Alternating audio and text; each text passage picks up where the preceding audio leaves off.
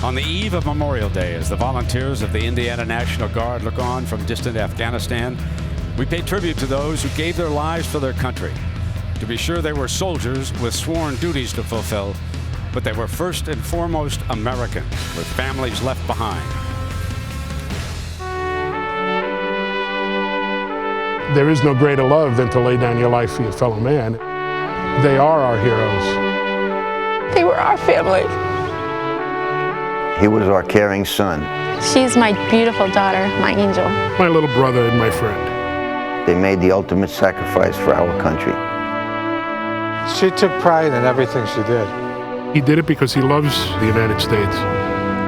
It really made him feel that he was part of something bigger. I am so proud of him. Corporal Holly Ann Charette. Private First Class Nicholas Alexander Medeiros. Major Eugene T. McCarthy. We remember them every moment, but on Memorial Day, we will remember all of the brave men and women who gave their lives. We will never forget.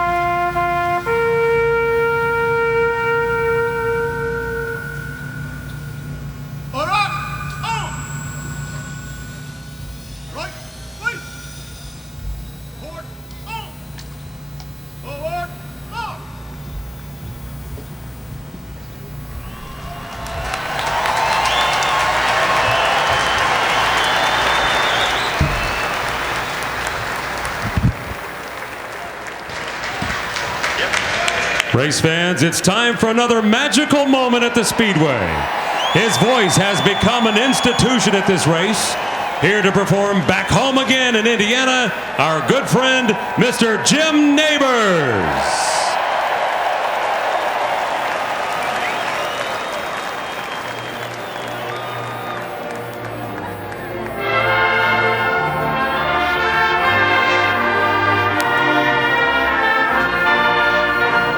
Back home again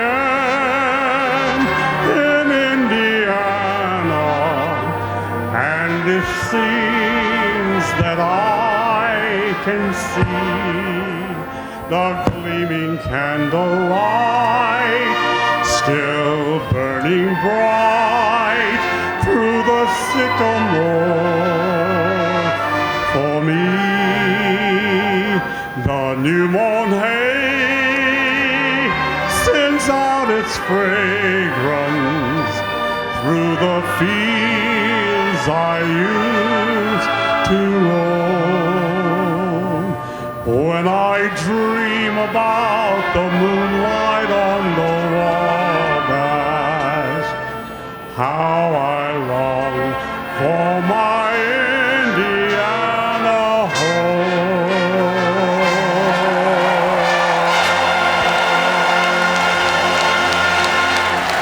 Ladies and gentlemen, Jim Neighbors at the Indianapolis 500. At this time, it's a pleasure and honor to introduce the legendary voice of the Indianapolis Motor Speedway, Tom Carnegie. It's time now to say the most famous words in motorsports is the chairperson of the Indianapolis Motor Speedway, Mary Hallman George. Ladies and gentlemen, start your engines.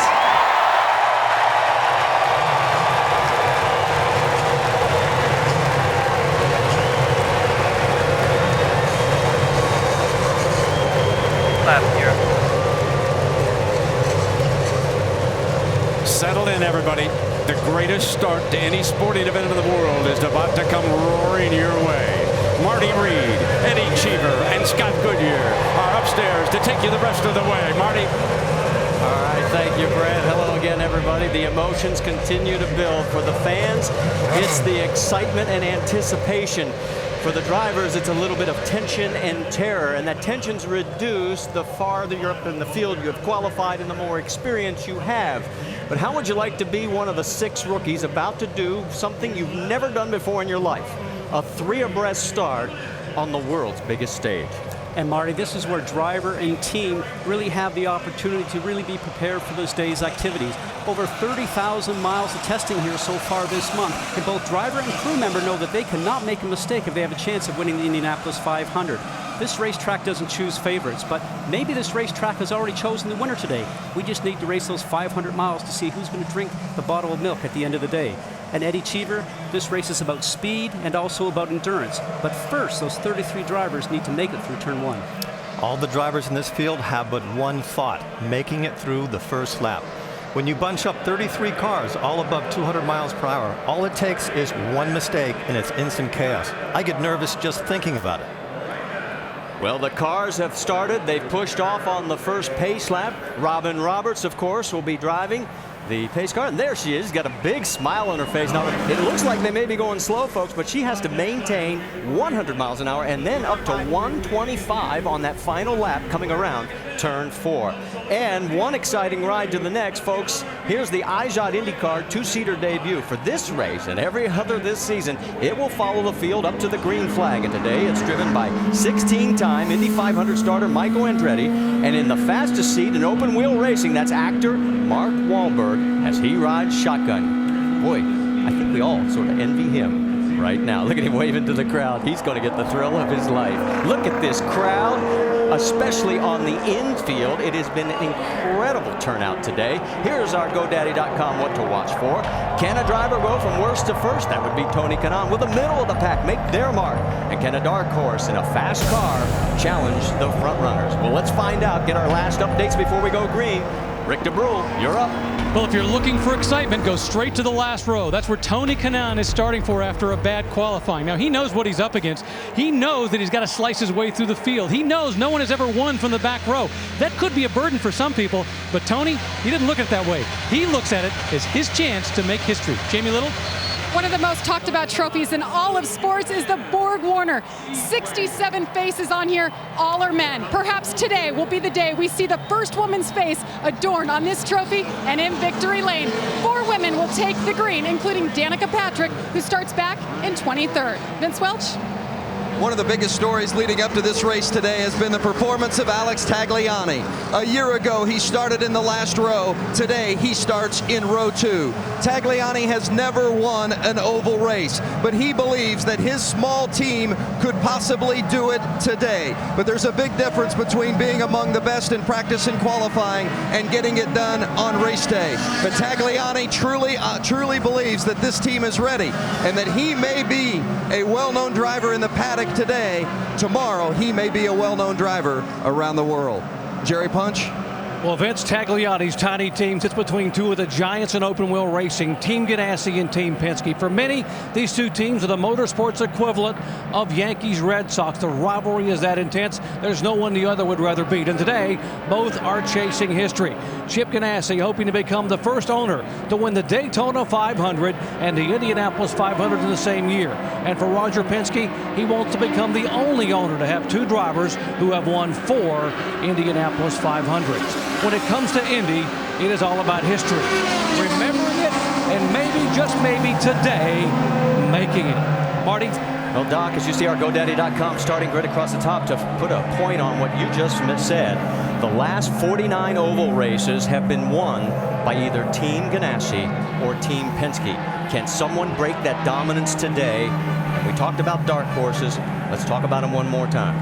I really believe that Will Power is going to be working with Castroneves and helping him as much as he can. But if something happens to Castroneves, I think Will Power will just step in.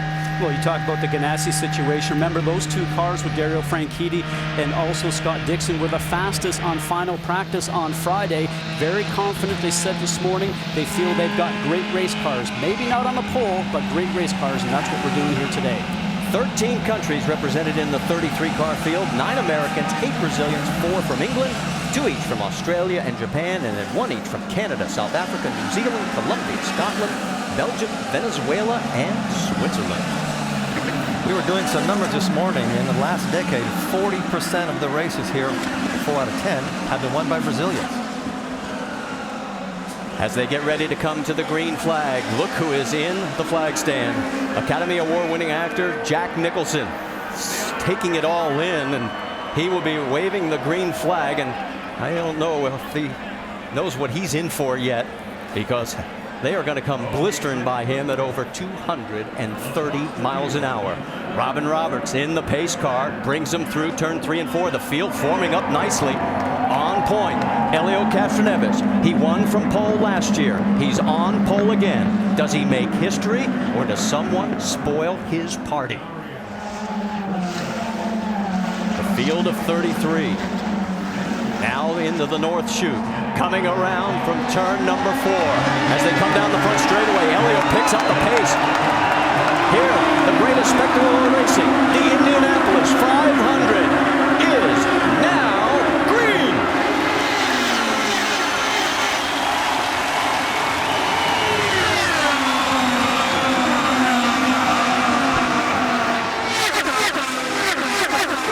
Castroneves takes the early lead. Everybody makes it through turn 1. Can they make it through turn 2?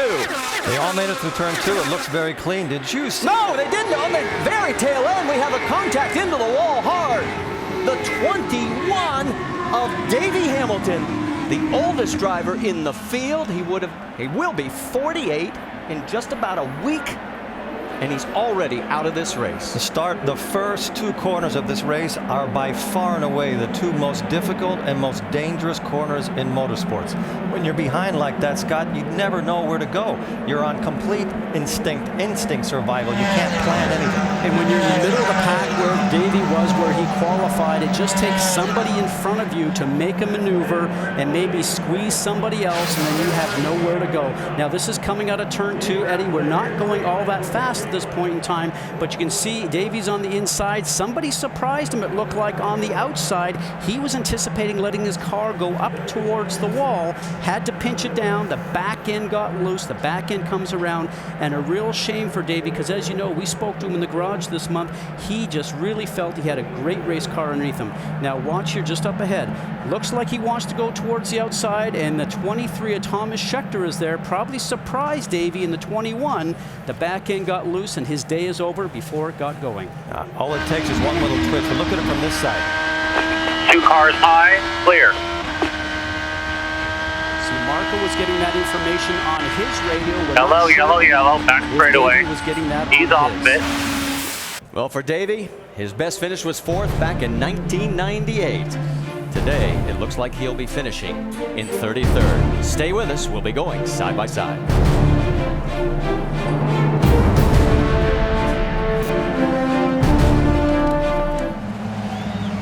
Well, we're under our first caution here at the Indianapolis 500 for the 2nd year in a row, a first lap crash. This one involving 47-year-old Davey Hamilton. and that is Sebastian Saavedra. He started 32nd. He came in for a pit stop. We can also tell you the 5 at Takuma Sato also came in and topped off with fuel. While we were watching the crash, one thing that happened that we didn't catch is Dario Franchitti managed to get around Helio Castroneves to take the lead before the yellow came out. So he is our race leader, and you're on board with him right now, looking back at Helio. Will Power in 3rd, Alex Tagliani in 4th, Ryan Briscoe in 5th. How about if we check in now for our GoDaddy.com rules of racing? Well, new to the series this year is what they call the push to pass. A driver has a button on his steering wheel. He gets 15 pushes of that button, and the power lasts for 18 seconds in length. He has to wait for a 10-second recovery time to be able to use that system again.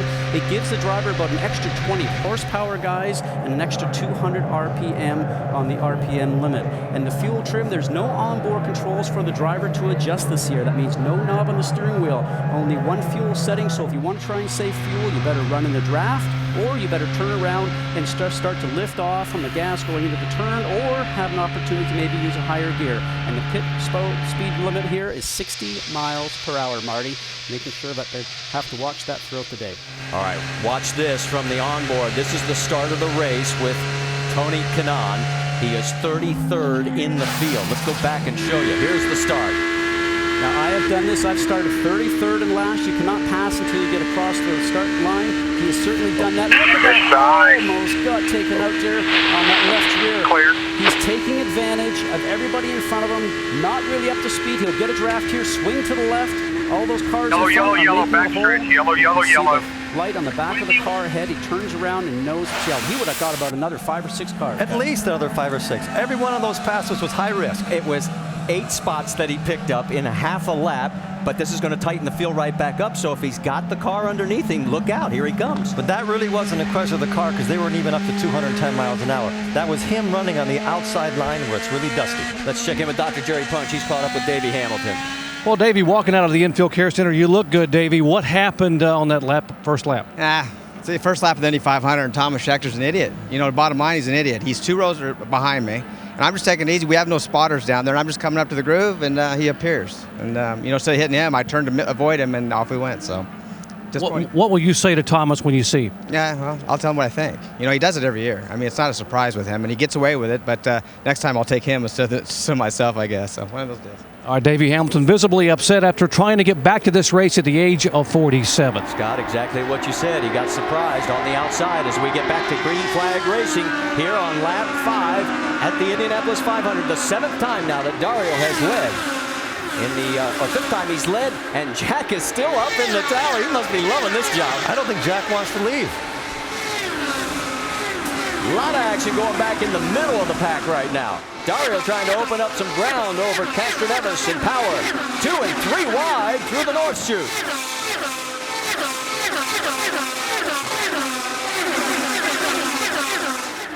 Are we going to try 4 wide? No, we'll think a little bit better. This is the world's fastest traffic jam. Danica Patrick in that mix, as is Mike Conway in the 24. And guys, they've had a couple of aero changes here on the cars since last year. Also, Firestone has brought a new tire, and I like what I'm seeing because the cars seem like they're able to run 2 wide, just getting up to speed, something we weren't able to see last year, giving drivers confidence, and that plays a great part. As we ride on board with Danica Patrick right now, she's right behind the 36 of Bertrand Baguette, and you can see that the car is moving around underneath her, seesawing at the steering wheel. That's going to make for a long day. 23rd, she's now 28th. Every time you move in the steering wheel like that, you take your foot off the throttle, it's a sign. Well, we heard her say something on the radio, Jamie. What are you hearing down in the pit? She is very uncomfortable with this race car, Marty. She hasn't been comfortable this entire 2 weeks of Indy. I talked to her team, and they said her car was moving around in final practice on Friday. They steered it up. They fixed it a little bit at the end of practice, but they said they've got a lot of work to do. They put a lot of downforce in the car to start the race off, but they weren't sure what they had on their hands. All right, thanks for the update. And as we mentioned, she started 23rd. She is hanging on to 28th right now. While up front, it is Dario Franchitti, Helio Castroneves, Will Power, Alex Tagliani, Bruno Junqueira. one of our dark horses. He did a tremendous job in qualifying had 6 practice laps, came out and put the car in the field with 4 laps at 2:25, and the Service Central crew is disappointed. Every time you start in the back, there's always an incredibly high possibility that you're going to get caught up in something else. It can be dirty air, it can be being on the outside. He did such a great job of qualifying, but racing is one thing and qualifying is another. It's a different race setup, it's a different mindset. Now watch for the yellow car. He's just a little bit high going through the turn, probably just got on a little bit of the gray. That's not where the rubber wants to be, and the car just came around on him, Eddie. Now watch him here again. He lost it coming in. He lost it coming in, caught it, and lost it again. The area that he was in on the track is the area that Canan used to pass 10 cars. He was 25th at the time of this crash, so our second caution comes out now as we've completed 8 of the 200 laps here at Indianapolis. Gives us an opportunity to go side by side again. As you can see, the safety crew taking care of business. One thing we don't want to see much more today, if at all.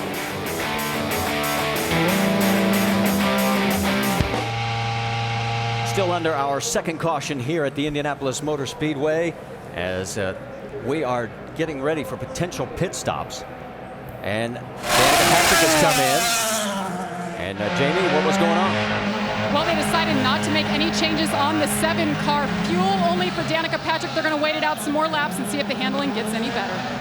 Alex Lloyd also in. Graham Rahal, you see there, he also made a pit stop as well. Several other cars, Mario Romancini, and on. There's Takuma Sato. Now let's go back and take another look at what happened to the 33 of Bruno Junqueira.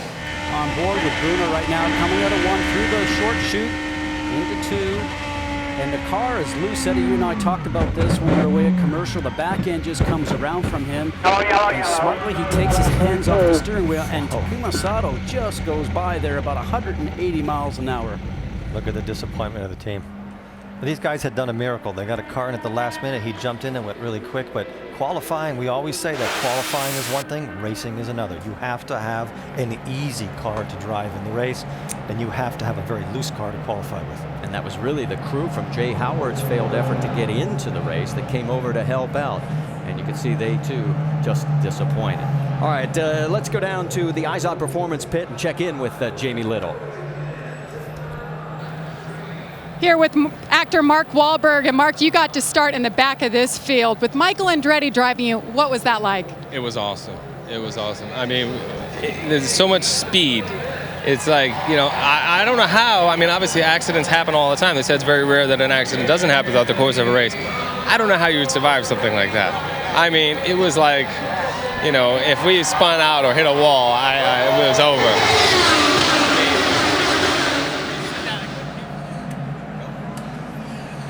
So go to shophonda.com and enter to win a ride in the IZOD IndyCar 2-seater driven by Mario Andretti at the Indy Grand Prix of Sonoma at Infineon Raceway. That could be you sitting in that car going so fast. Eddie, you ready to go? With no. Mario driving? No, I'll pass. All right, let's get ready to go back to green flag racing now. Let's reset it for you. Dario Franchitti is our race leader. Helio Castroneves, Will Power, Alex Tagliani, and Scott Dixon round out your top 5. Ryan Briscoe is now 6th. Tony Kanaan started 33rd. He has now picked up a total of 16 positions. He is currently 17th. And Marty, these 2 stoppages that we had here help him because it bunches the field back up again for restart. So this works into his favor right now. He's trying to get up to see that lead group as we come up now. Green. And you know the guy in front of him knows he's on his way. And guys, Jack Nicholson is still in the tower. He's loving this job as he waves the green flag again, and we're back racing here at Indianapolis. Move on the inside. Watch out. That's Dixon down low on the 9 car. Tagliani did not get a truck. 2 abreast down the south chute into turn number 2. Townsend, Bell, and that green car on the high side starting to make some moves. That's Bell in the 99. That's Rafa Matos in the 2, side by side with the 9 of Dixon. That is for 5th position on the racetrack. So Matos, give him the spot now. He has moved into the top 5. Dixon tried that move and ended up losing some momentum here, and Townsend Bell again around the outside. The car is working excellent for him. He goes around the 20 of Ed Carpenter. Carpenter's under attack from Thomas Schechter on one side, Hideki Muto on the other. Also in that mix, Mike Conway. He's a little bit further back. There that battle continues. Now you see the 22 of Justin Wilson along side by side with the 37 of Ryan Hunter-Reay. I've never seen so much. Whoa, in the grass. We're going to do some off-road racing. That is EJ Vizo trying to get around John Andretti. He does, but he almost goes off track. Almost. This game doesn't count. He pulled it off. Oof. We talked about it before. You have moments throughout this race. Nobody gets through without one of those frightening moments. That was one. Everybody's racing like it's the last 5 laps. We have a long way to go, boys. We can tell you while all this is going on, Will Power has moved ahead of Helio Castroneves. Get our first look also there at Simona Di Silvestro and Anna Beatrice as those two try and work their way up through the field. They're 20th and 21st. We've got some great racing all over the track. These two rookies doing oh so well. There's Anna in the 25.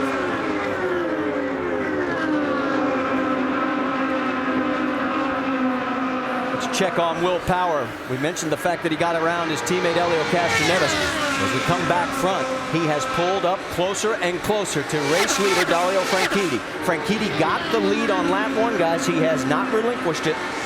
Well, you can certainly tell him to start going around the outside in turn 1. He wanted to lead this race the last time by 223 miles an hour, so he certainly doesn't mind using the car up a little bit to lead this race. And to me, Eddie, obviously you're going to use a little bit more fuel running out front, but maybe he just thinks that's where he wants to be. He wants to lead most laps and get out there and see if he can run in clean air. He's building his confidence. He hasn't had that many Indy 500, so he feels very comfortable right now in second place. And he is helping the Penske's group by pushing Franchitti. Just drop a little bit further back, and Alex Tagliani.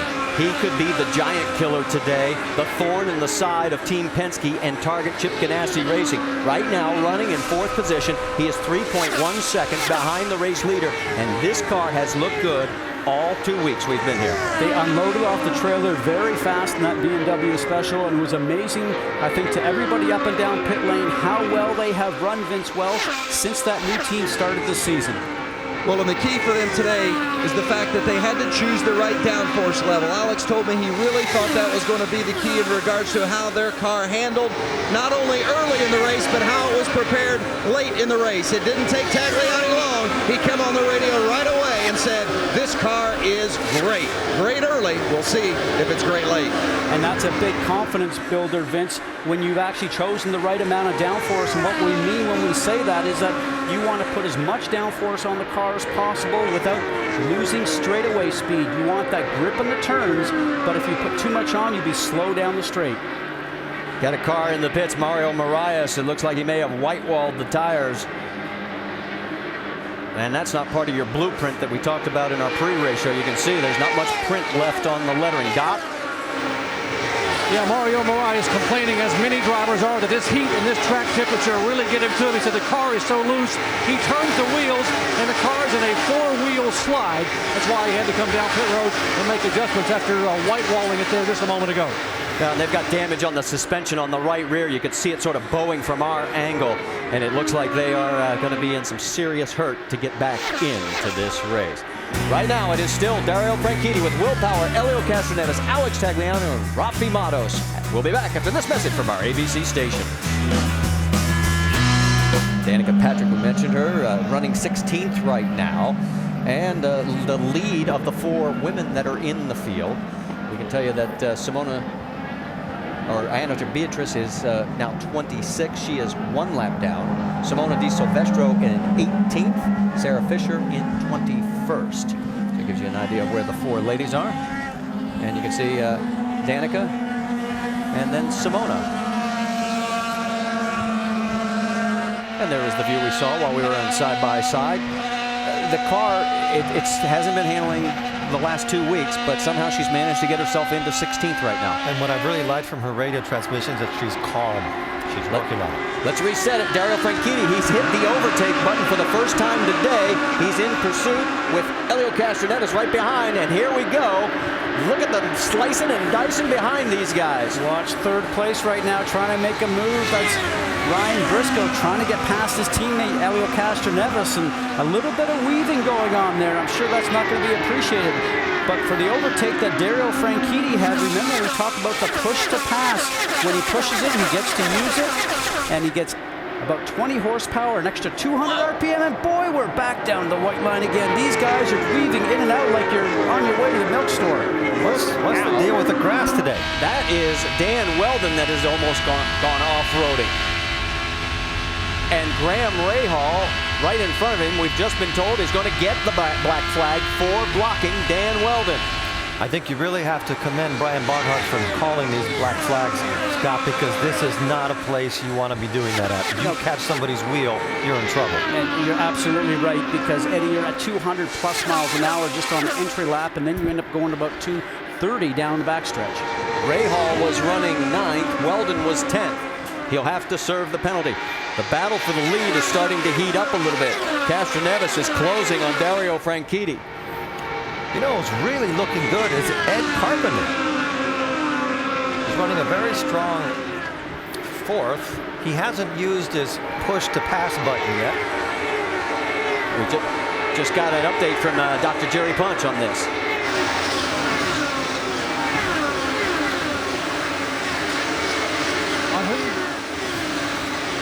Ed Carpenter talking about the efforts they put in today. You know, his car had a severe understeer early in the afternoon, but they made an adjustment on pit road, and now Ed says it's the day of the underdog. He said, remember, Ed Carpenter is a 2003 graduate of Butler, and this year the Butler Bulldogs were the Cinderella story in the NCAA men's basketball tournament, knocking off the heavyweights. And he said, today it's my turn to knock off the heavyweights here at Indy. What he's got to do, Scott, and I'm sure you agree with me, he's got to hook up to that train of 3 cars ahead of him. If he can do that, they will pull away, and he won't have pressure from Kanaan, who is right behind him. Well, and also, Eddie, I'm sure that you know how this works right now as you watch Graham Rahal, the number 30, come through pit lane for his drive-through penalty for doing that block on the number 4 National Guard car of Dan Drive on Weldon. through. And that is effectively... Team telling him to do the drive-on-through program right now. That's the end of his opportunity to win the 500. There's Bobby Rahal. Remember, Graham, the last 2 years, has crashed out in turn 4, 1 year very early, and 55 laps total between the two of them. And there's the block. Definite block. So he has already completed 83 laps, but this one very costly. He's on the tail end of the lead lap now in 24th. Now watch what's going on here. You have to make your move coming out of the turn and keep your position. They say no driving anybody down to the grass, and the number 30 quick trim car of Graham Rahal certainly tried to impede the progress of the car behind of Dan Weldon. Now here's Bobby Rahal. He's not very happy with it, but I can assure you, Eddie, if it was Bobby Rahal driving the number 4 car and that happened to him in front, he would be turning around and asking for the penalty to be in place. Well, and remember earlier, guys, when we saw Helio Castroneves getting a bit defensive, he has also been warned by league officials, hold your line. It is Franchitti, Castroneves, Briscoe, Carpenter, and Tony Kanaan. Kanaan just 3.7 seconds behind the race leader in 5th. And why Bobby Rahal is so upset is that there's the cars going by right now that are in the lead pack, led by Franchitti, and the car directly in front of Dario is the 30 of Graham Rahal, and they will probably turn around and be able to catch him, and he might end up going down a lap. Right now, only 2 cars that are still out on the track are 1 lap down. Sebastian Saavedra and Anna Beatrice. This group of 3 is starting to become very compact. If they can manage to get together, it'll be a lot of distancing with the cars behind. That's the first time we've really seen that happen today. Well, you saw the view from high above and our Helicam coverage brought to us by GoDaddy.com, but right down on the low line there, flying by the top 3, and they are trying to put some distance now between them and Ed Carpenter. Well, those top 3 cars are running in a 223 bracket right now. Ed Carpenter, who is in 4th, is around 220 and change. Tony Kanaan is just around high 220s, 221. So no doubt they able to have the speed to turn up when they need it. Briscoe right now 2 seconds behind, or I should say Carpenter 2 seconds behind Ryan Briscoe as he is trying to close that gap on third place. There's your top 5. We're approaching halfway here at Indianapolis.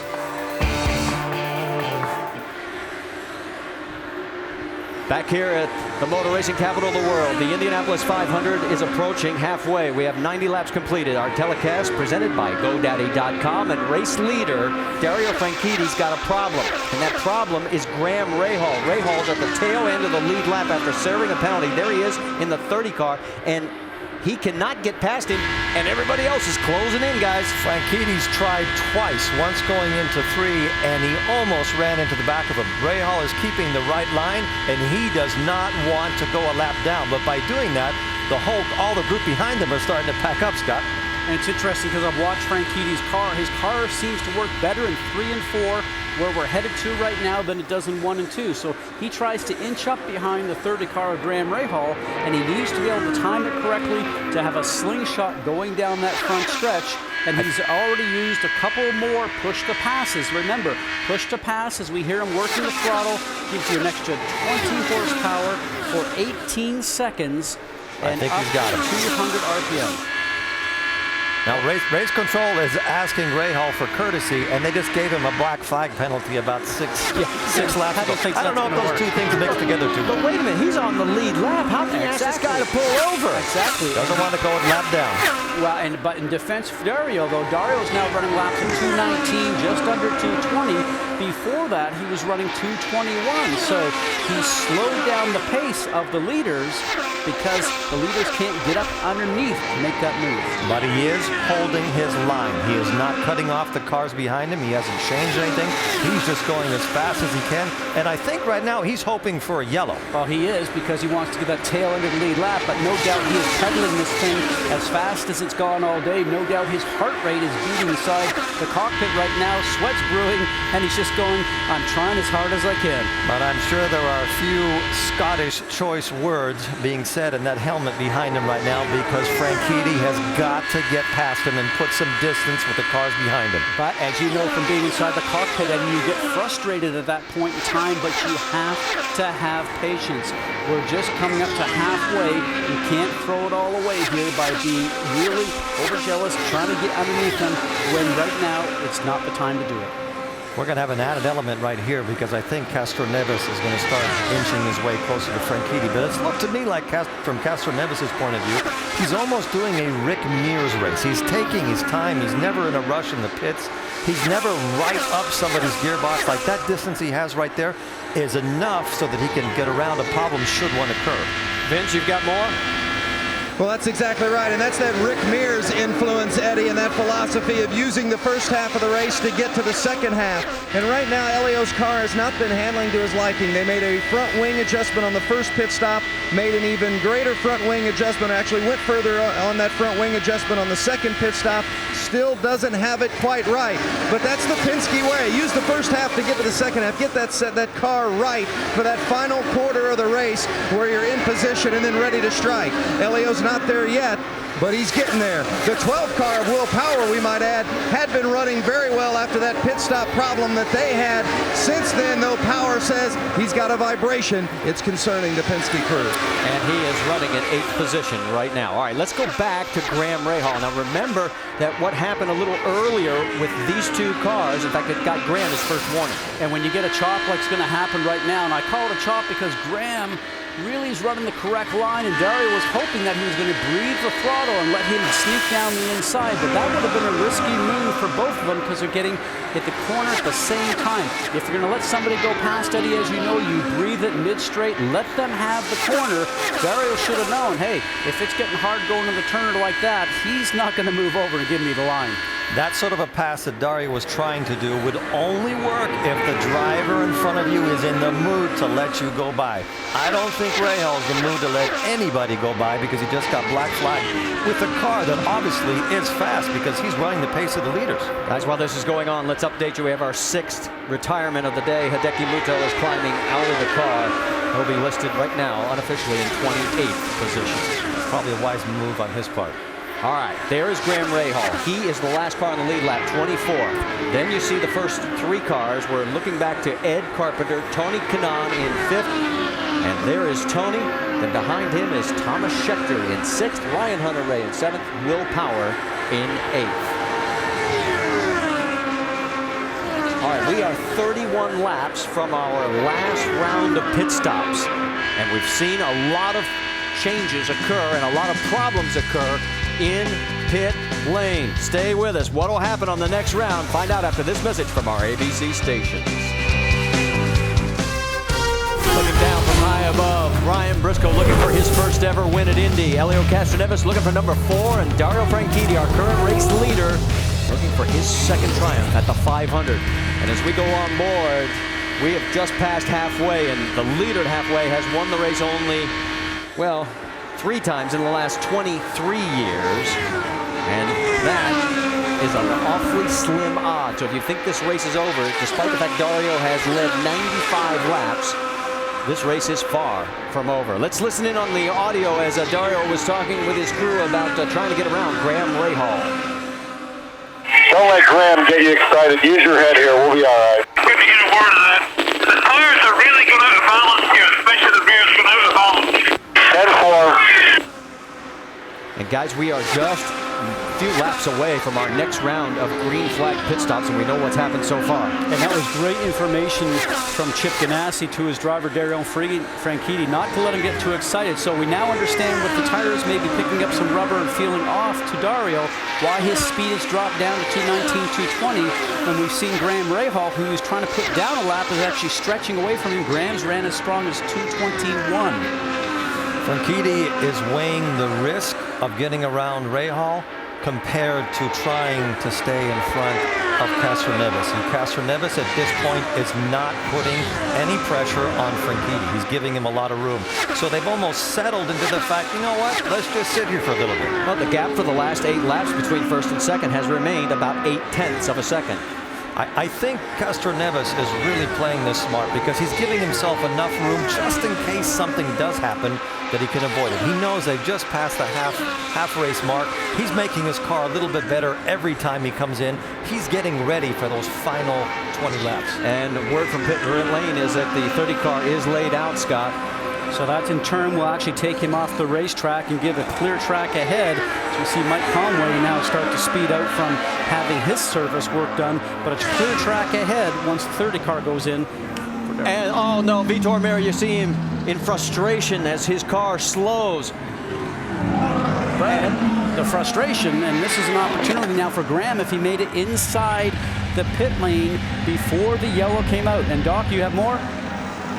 Graham Rahal had already committed, as you said, to come down pit road to make that scheduled stop, where they will come in, make a slight air pressure adjustment, and he will go down and away. And Ed Carpenter was about to come in when the yellow came out, so a break for Carpenter to stay on the racetrack.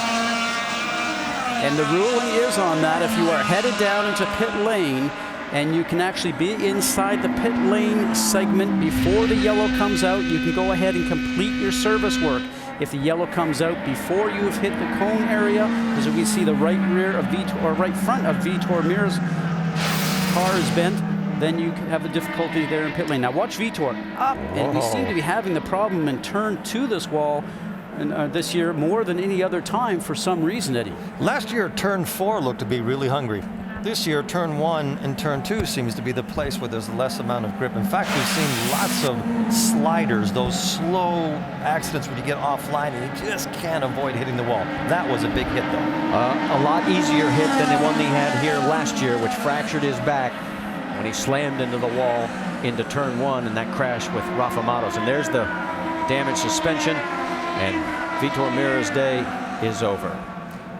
We mentioned last year, let's go back and take you to that moment. It was frightening for everybody, none more so than Vitor Meira. Remember going down to turn 1, Vitor on the low side in the 14 machine, Rafa Matos trying to go around on the high side, and the person that got the worst of that was Vitor Meira, who ended up with a fractured back and was out for the remainder of the season. Well, what a great comeback he's had. A.J. Foyt speaks very highly of him. The team has really performed well this year. It's bad to see them in the pits, obviously, here for the 500. But to break the vertebra that he did and come back and do triathlons and get back in the car again and perform as well as he did, I think that is an incredible effort. Well, the high point was his very first race back when he was down in Brazil, got the podium, finished third, and in front of his home country. Great athlete. Yes, yes. Great to see him at the racetrack, but not in this position as he's out of the race. And you know, Eddie, you've had the same situation as I have also. When you haven't completed the race and you come down pit lane and you're climbing out of your car before the day is finished, it's a very hollow feeling. It's terrible because you've dreamed about coming back to the Indy 500 from the previous year before. You put all this work into it. You have all these meetings in the winter. You spend all the time training and getting ready for it. Then to get out before the end is just terrible. Pit lane is closed, but you can come in if you are low on fuel. Now, all they're going to be able to do here, this is Ed Carpenter, he is going to come in and just take a splash. Doc? You're exactly right. He is out of fuel, just coughing on fumes here, and they said we have to come this time. He was actually coming in behind Graham Rahal when the yellow came out, and he stayed on the racetrack. So he comes in, gets a splash of fuel. They will come back in momentarily when the pits open to change all 4 tires and make an air pressure adjustment. That's a really bad break for him. That is really unlucky because he was running so well. Now he'll still be on the lead lap, but he's all the way back, and he had fought his way through the traffic to get up front. Well, Jamie has already caught up with Vitor Meira. Yes, and he got out of the car very frustrated. A.J. Foyt came off the stand. Vitor, I know it's an upsetting time right now. What did you tell A.J.? Yeah, it is upsetting time. It is upsetting because everybody from ABC, everybody from A.J. Foyt put a lot of effort into this month, and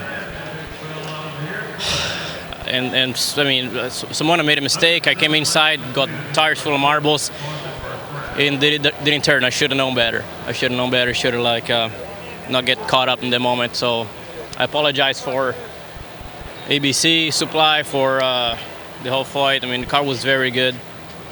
Maybe not the fastest, but very, very good in traffic. It's a shame. After what happened last year, it's good to see Vitor Meira back here in the Indy 500, guys, and we're getting ready for pit stops down here.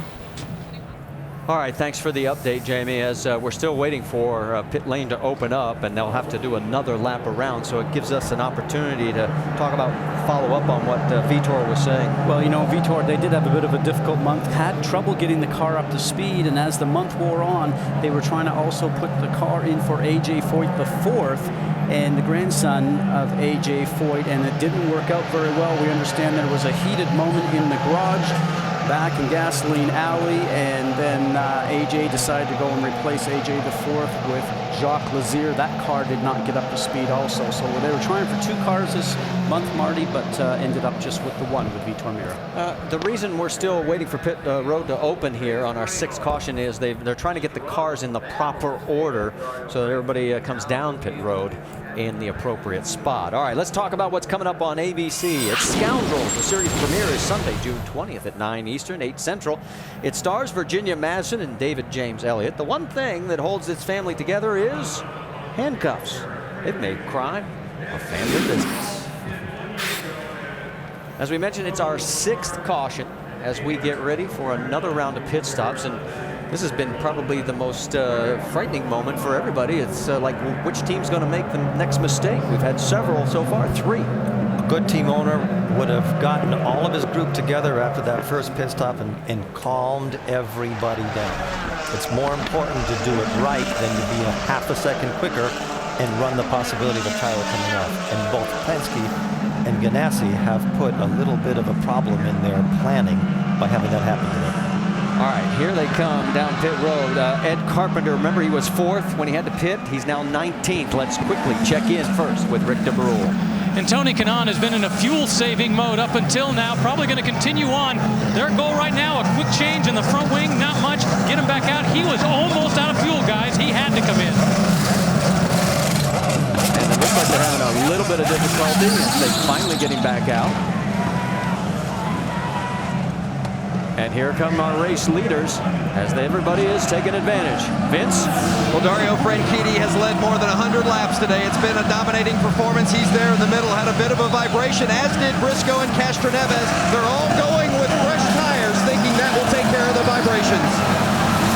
And look race on pit road, and you can see Dario Franchitti and Castroneves hold station. Tony Kanaan picks up a spot. Briscoe loses one. Here comes Will Power back into play, and Scott Dixon's crew, after their last miscue, picks him up 4 positions. He's back in the top 10.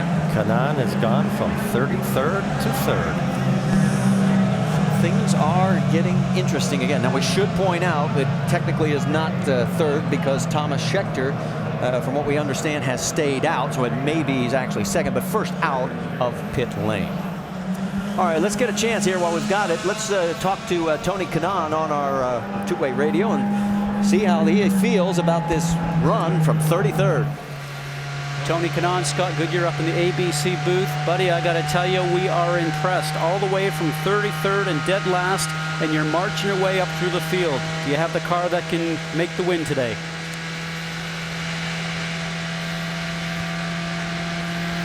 Well, we're reaching out to Tony, but right now, I don't think it's getting through, guys. But what an incredible run that we have with Tony Kanaan right now.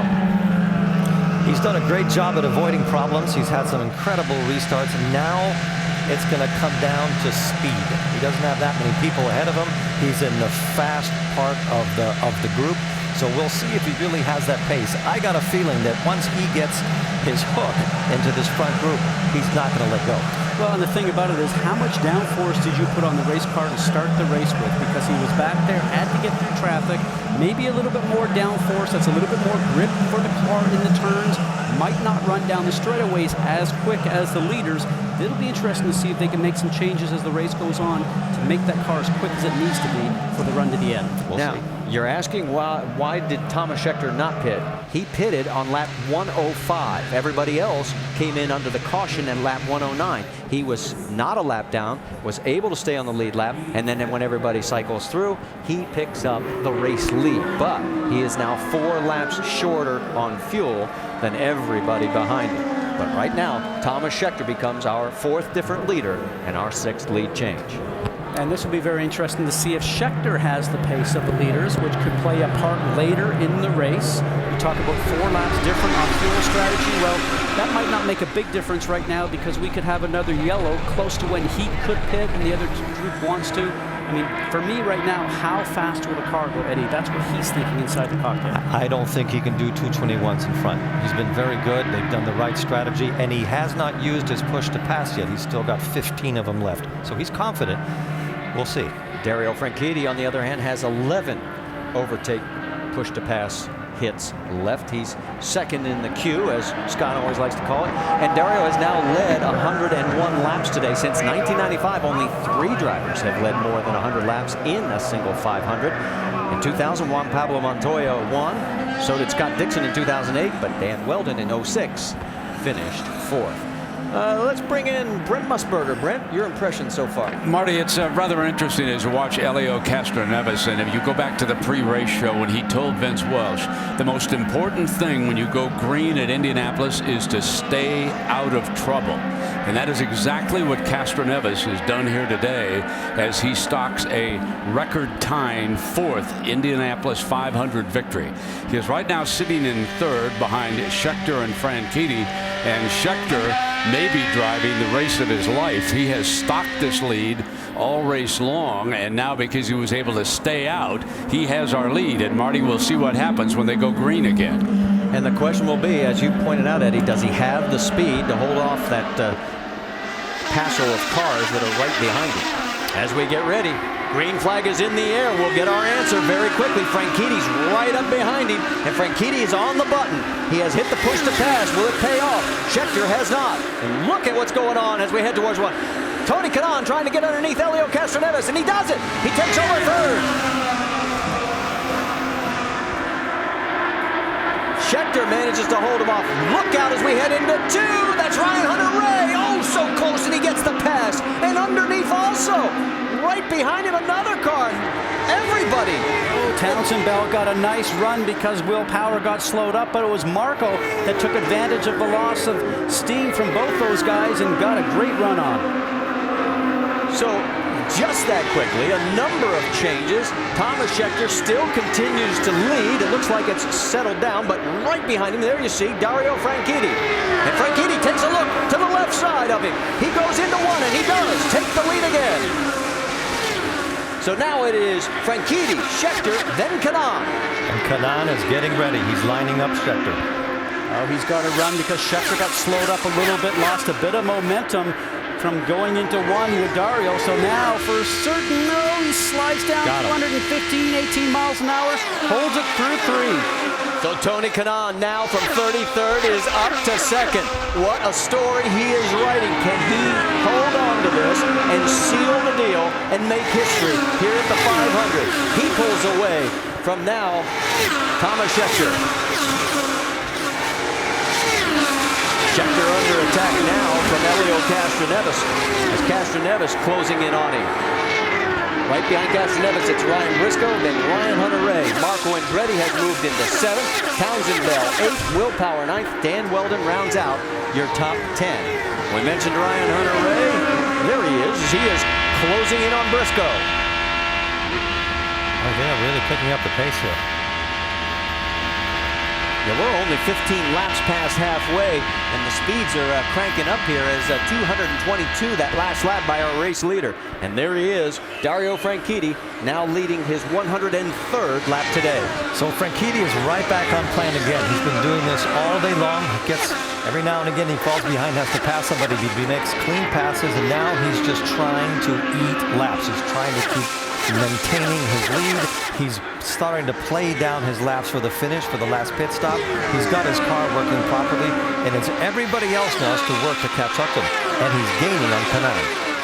So Dario Franchitti is out in front by 1.2 seconds over Tony Kanaan. That's right, the guy who was 33rd is now 2nd. Welcome back to the Indianapolis 500. Telecast presented by GoDaddy.com. And the great thing about side-by-side, you saw that pass by Marco Andretti over his teammate, Ryan Hunter-Reay, moved Marco up to 6th. Let's set it for you. It's Franchitti led by Kanaan on 3.4 seconds in 2nd. Thomas Scheckter in 3rd. Castroneves 4th. Briscoe 5th. And you're riding on board with 6th place, Marco Andretti. All right, let's go back to the front of the pack and let's get our first up to speed of the day as we've completed 120 of 200 laps. Dario Franchitti. Vince, what's the latest? Well, Dario had a vibration toward the end of that last stint. I think it was just the fact that the tires were near the end of their life, so the car much better for Dario. You know, it's interesting now, the guys, that Dario's led the majority of these races. Remember when he won the race in 2007? It was Tony Kanaan who had led the majority of the races.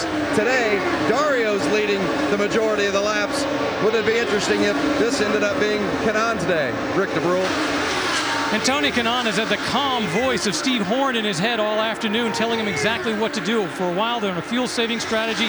Now it's just a matter of keeping his place, so he stays up there right where he's supposed to be. A few minor adjustments, but overall happy with the car. Now, behind him is Thomas Scheckter, and Thomas Scheckter is having a great race. Remember, he led the first 2 laps, first 2 races he was here, was able to lead again today.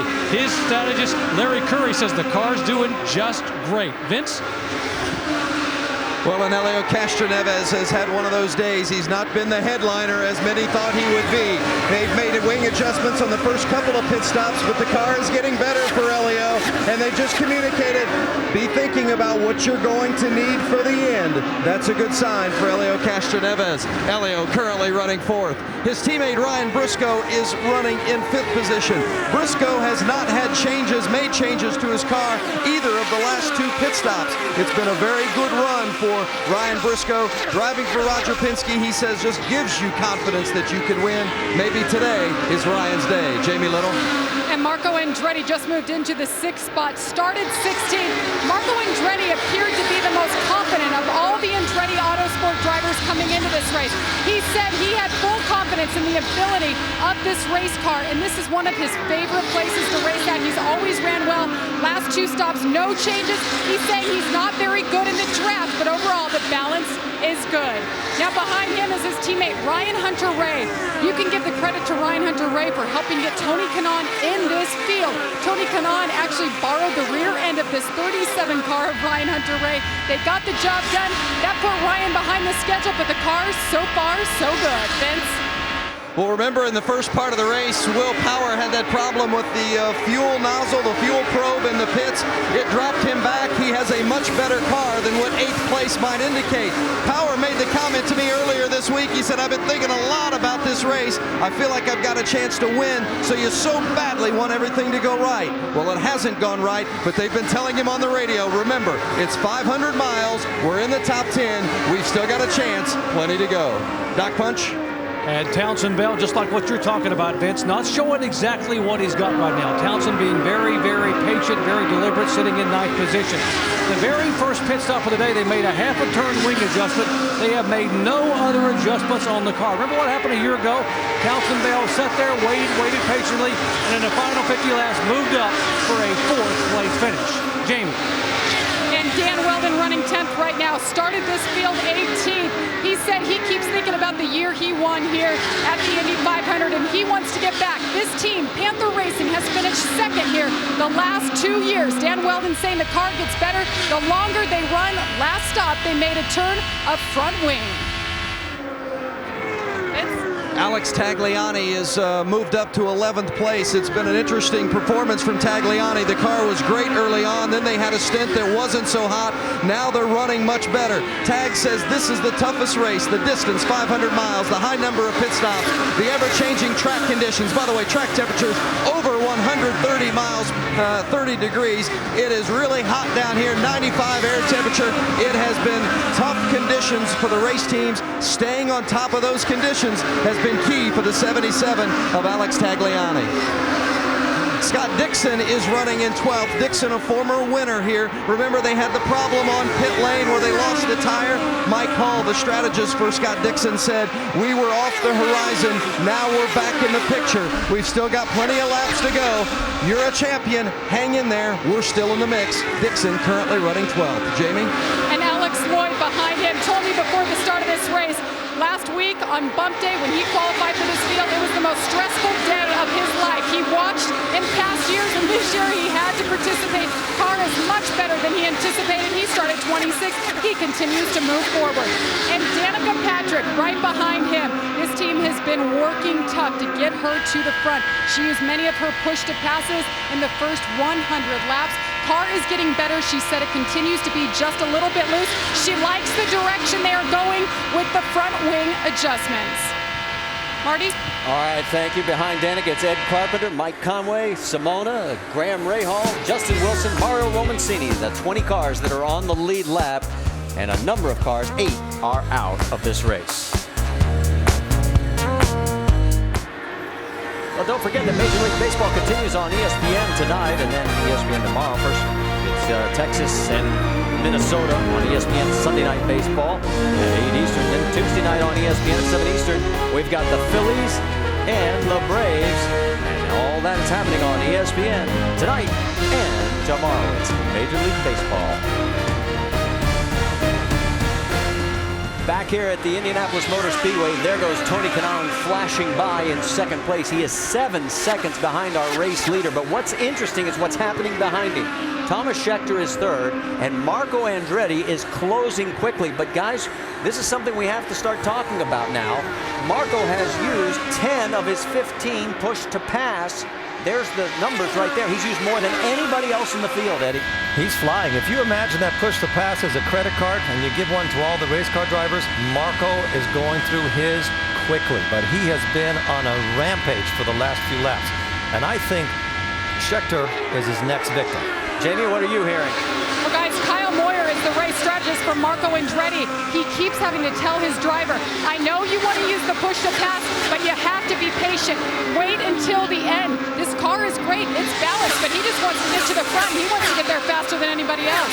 Well, and you talked about it, Eddie. I mean, if he burns them all up and he's now in a late race sprint, he could find himself in some serious trouble. Well, you will, because he's obviously proved how effective it is, and he's driving beautifully. He's come out of nowhere, and he's put himself in a great place in fourth place.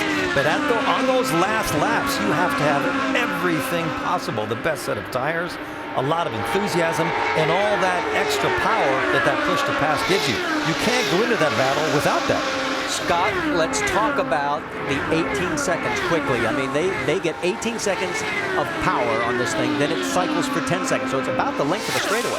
It is, and what a lot of drivers are saying is that they start to push it maybe just coming out of turn 1. They get that power in the short shoot going through 2, and they get that run to go down the straightaway to hopefully help them assist slingshot past somebody in the draft. But, you know, if you use it and you have to maybe not be able to take advantage of it, what ends up happening in that scenario is if you've only used it on the gas, you had to get out of it for traffic, and you only use 10 seconds, you don't accumulate that age. You've lost one of those pushes. So critical timing on the push to pass.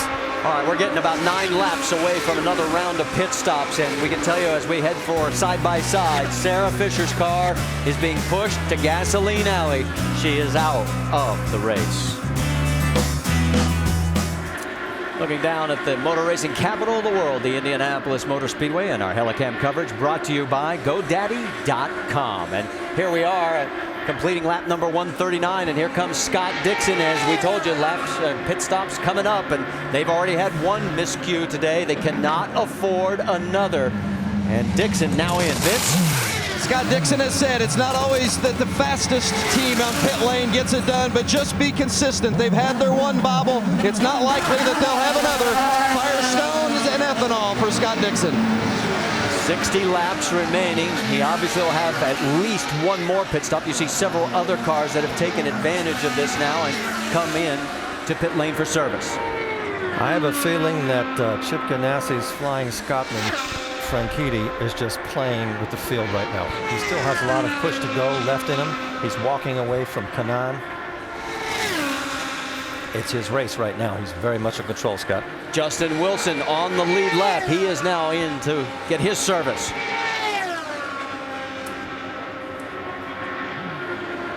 Four tires and fuel. Everything so far so good, and he is back underway. The lead by Franchitti is now 9.7 seconds over second place. Rick? Thomas Schechter's brought the car in. Once again, Larry Curry says he's been happy with the car most of the way. Just a few minor adjustments. They made no adjustments to the car on this stop, and he's away. Now remember, he pitted a little bit earlier because he was able to get in before that last yellow, which is why he's had to come in earlier. All right, thanks for that update. And Dario Franchitti, you're right. He had 4 laps fewer because of that earlier pit stop. So now he makes his stop. Dario Franchitti, meanwhile, just continues to motor around with Tony Kanaan in second. Tony Kanaan just doesn't have the pace that Franchitti has. Rick, he's coming your way. Yeah, and he was just saying that the car was loose on entry. So they're going to try and work on that. Overall, they've been very happy. It's just a situation of getting it tuned. Also keeping him calm so he doesn't run away too much. Very smooth pit stop. He gets out. Once again, the secret here is to try to keep him under control so he doesn't try to drive too hard and do too much. Anna Beatrice, she comes in. She is 1 lap down, came in 19th position. And Anna has done very well. The goal was just complete every lap possible. And here comes our race leader right by her, Dario Franchitti, as he comes in now.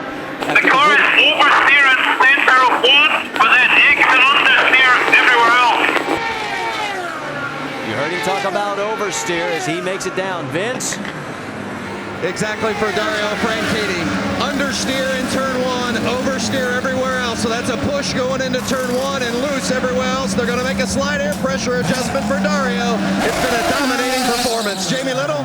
Mario Andretti watching his grandson pull his car down pit road. Marco Andretti says the car is good. No changes expected here on the 4. The 26 car right there, you see him on there. His teammate Ryan Hunter-Reay on pit lane. Everybody's set up now. The strategy is trying to be different, obviously, than those leaders. Remember, Marco, not good with patience today on that push to pass. They told him to pit as they count him down. Kyle Moyer on the radio. 4 tires, ethanol fuel is the call. See how fast they can get it done here, guys. They've been clean all day long for Marco Andretti. And the clock is on him. The 26 car continues to fuel and takes longer than tires here. He's down and away. Vince? Helio Castroneves, their car has been getting better and better as the race progresses. That's always what they want to do. They're going to make a front wing adjustment. They've adjusted that front wing 3 times. Fuel is out. Oh, Helio stalls it. Helio stalled it in pit lane. These are the kind of mistakes that you just can't afford, and we've seen it from the big teams today. They'll restart it for Helio Castroneves, and away he goes, but it costs costly mistake for Roger Penske's team. So 2 out of his 3 teams have now had pit lane errors. The captain is not going to be happy with that. So uncharacteristic. And chances for Helio may have just been diminished greatly for his 4th win. Here comes Will Power, Vince. Power comes in second place because of the shuffling on these pit stops. They had the problem earlier with the fuel hose. They've corrected that. The car has been running very well. They put on a set of tires a couple of stints ago that didn't work for him, but all is well since then for Will Power.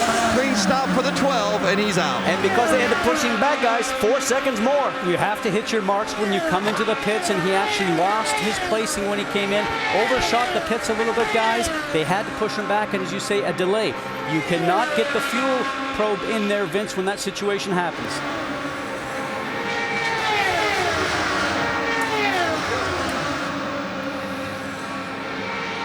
Ryan Briscoe in the 6. He's the one that's had the clean day in the pits. That's Roger Penske's driver. Roger handles the strategy for the 6, and it's a clean stop again. Ryan Briscoe, they've not made any changes to that car since the first stint. A good running so far for the 6 of Ryan Briscoe. You're absolutely right. And remember one thing, this is the 2nd time under the green flag situation where Ryan Briscoe was able to go longer on a load of fuel than everybody else that's been in contention up front.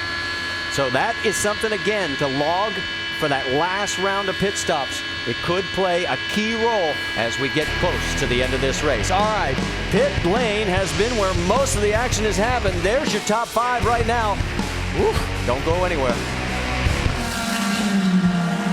All right, we're breaking out a commercial because the man we thought might have the best advantage for Team Penske has just crashed, bringing out our 7th caution. And you can see Roger Penske going, what happened? Remember, Ryan just had service to his car, fuel and tires. And Eddie, we don't know what went on yet, but usually when you have this situation, you are so eager to get out of the pit lane and get going very quickly. Now, he's already starting to go a little bit high from the middle of the turn out. We don't know how he got there. And he came off of 4, had a 2nd impact on the inside wall down here on the pit lane. And then you'll see the car veer to the right and go and hit on the outside of the wall here shortly. Now from Dan Weldon's car on the National Guard machine, he can see this happening. And Eddie, you don't know what to do here. You just go for a clear spot and hope that none of the debris that's coming off lands inside your cockpit, or the car doesn't come back out in front of you and take you out. That's when instinct just takes over. You have to do everything you can to make sure you don't hit anything. But looking at Briscoe's accident, he was up way too high. So it looks like he just had cold tires and it just didn't turn when he expected it to. All right, we're going to go back to the commercial break. Best news is Ryan is okay, and we'll be back here to Indianapolis. We are almost 3/4 of the way through this year's 500. Back here at Indianapolis under our 7th caution, and let's take a look as they run right now in the IZOD IndyCar Series point standings, and you would see that Will Power would still be on top, but look at Dario Franchitti closing the gap as he would pick up 2 positions. Now a lot still can unfold, and obviously today is all about the 500, but in the back of everybody's mind, there is still a championship to be won. All right, right now it is Dario Franchitti leading with Marco Andretti in 2nd place. And let's take a trip back in time to 1969, the only Andretti ever to win. And there he is, Mario, still having the burns around his face, taking the checkered flag for Andy Granatelli, getting the infamous kiss. And who knows, can it happen today? In 2nd place right now, could Marco turn the trick? And look at Andretti Autosport. We thought this team was going to be struggling. Well, look at this. 3 cars in the top 6, Jamie Little. Wow is all we can say down here. Michael Andretti, you're running literally from pit to pit. Your overall impressions of how you guys are running at this point today? Well, really good. It's going the way we had hoped the race would unfold, that it was hot and slippery, and we felt like we had really good cars in those conditions, and so far so good, but still a long way to go. We've been here before and had problems, so we just got to keep our heads down and keep going, but so far so good. They're telling your boy, Marco, have patience. Stop using those push to passes. Does he have enough patience to get it done and get that win today? Oh, I think so. I think he's really been focused, doing a really good job. He's been real calm in the car, and him and Tony are looking good. I think Hunter Ray too, so You know, we're in it with all three of them right now. Thank you very much, Michael Andretti. Let's go back upstairs to Marty. Well, telling this, Jamie, in 6 of the last 8 500s, the leader of the most laps did not win the race. Dario has led the most. Can he win it today? We'll be back after this message from our ABC stations. Right place, the Indianapolis Motor Speedway. Through the years, there's been nothing like the last 50 laps. Is it go time? You got to be in the right moment, the right time. When?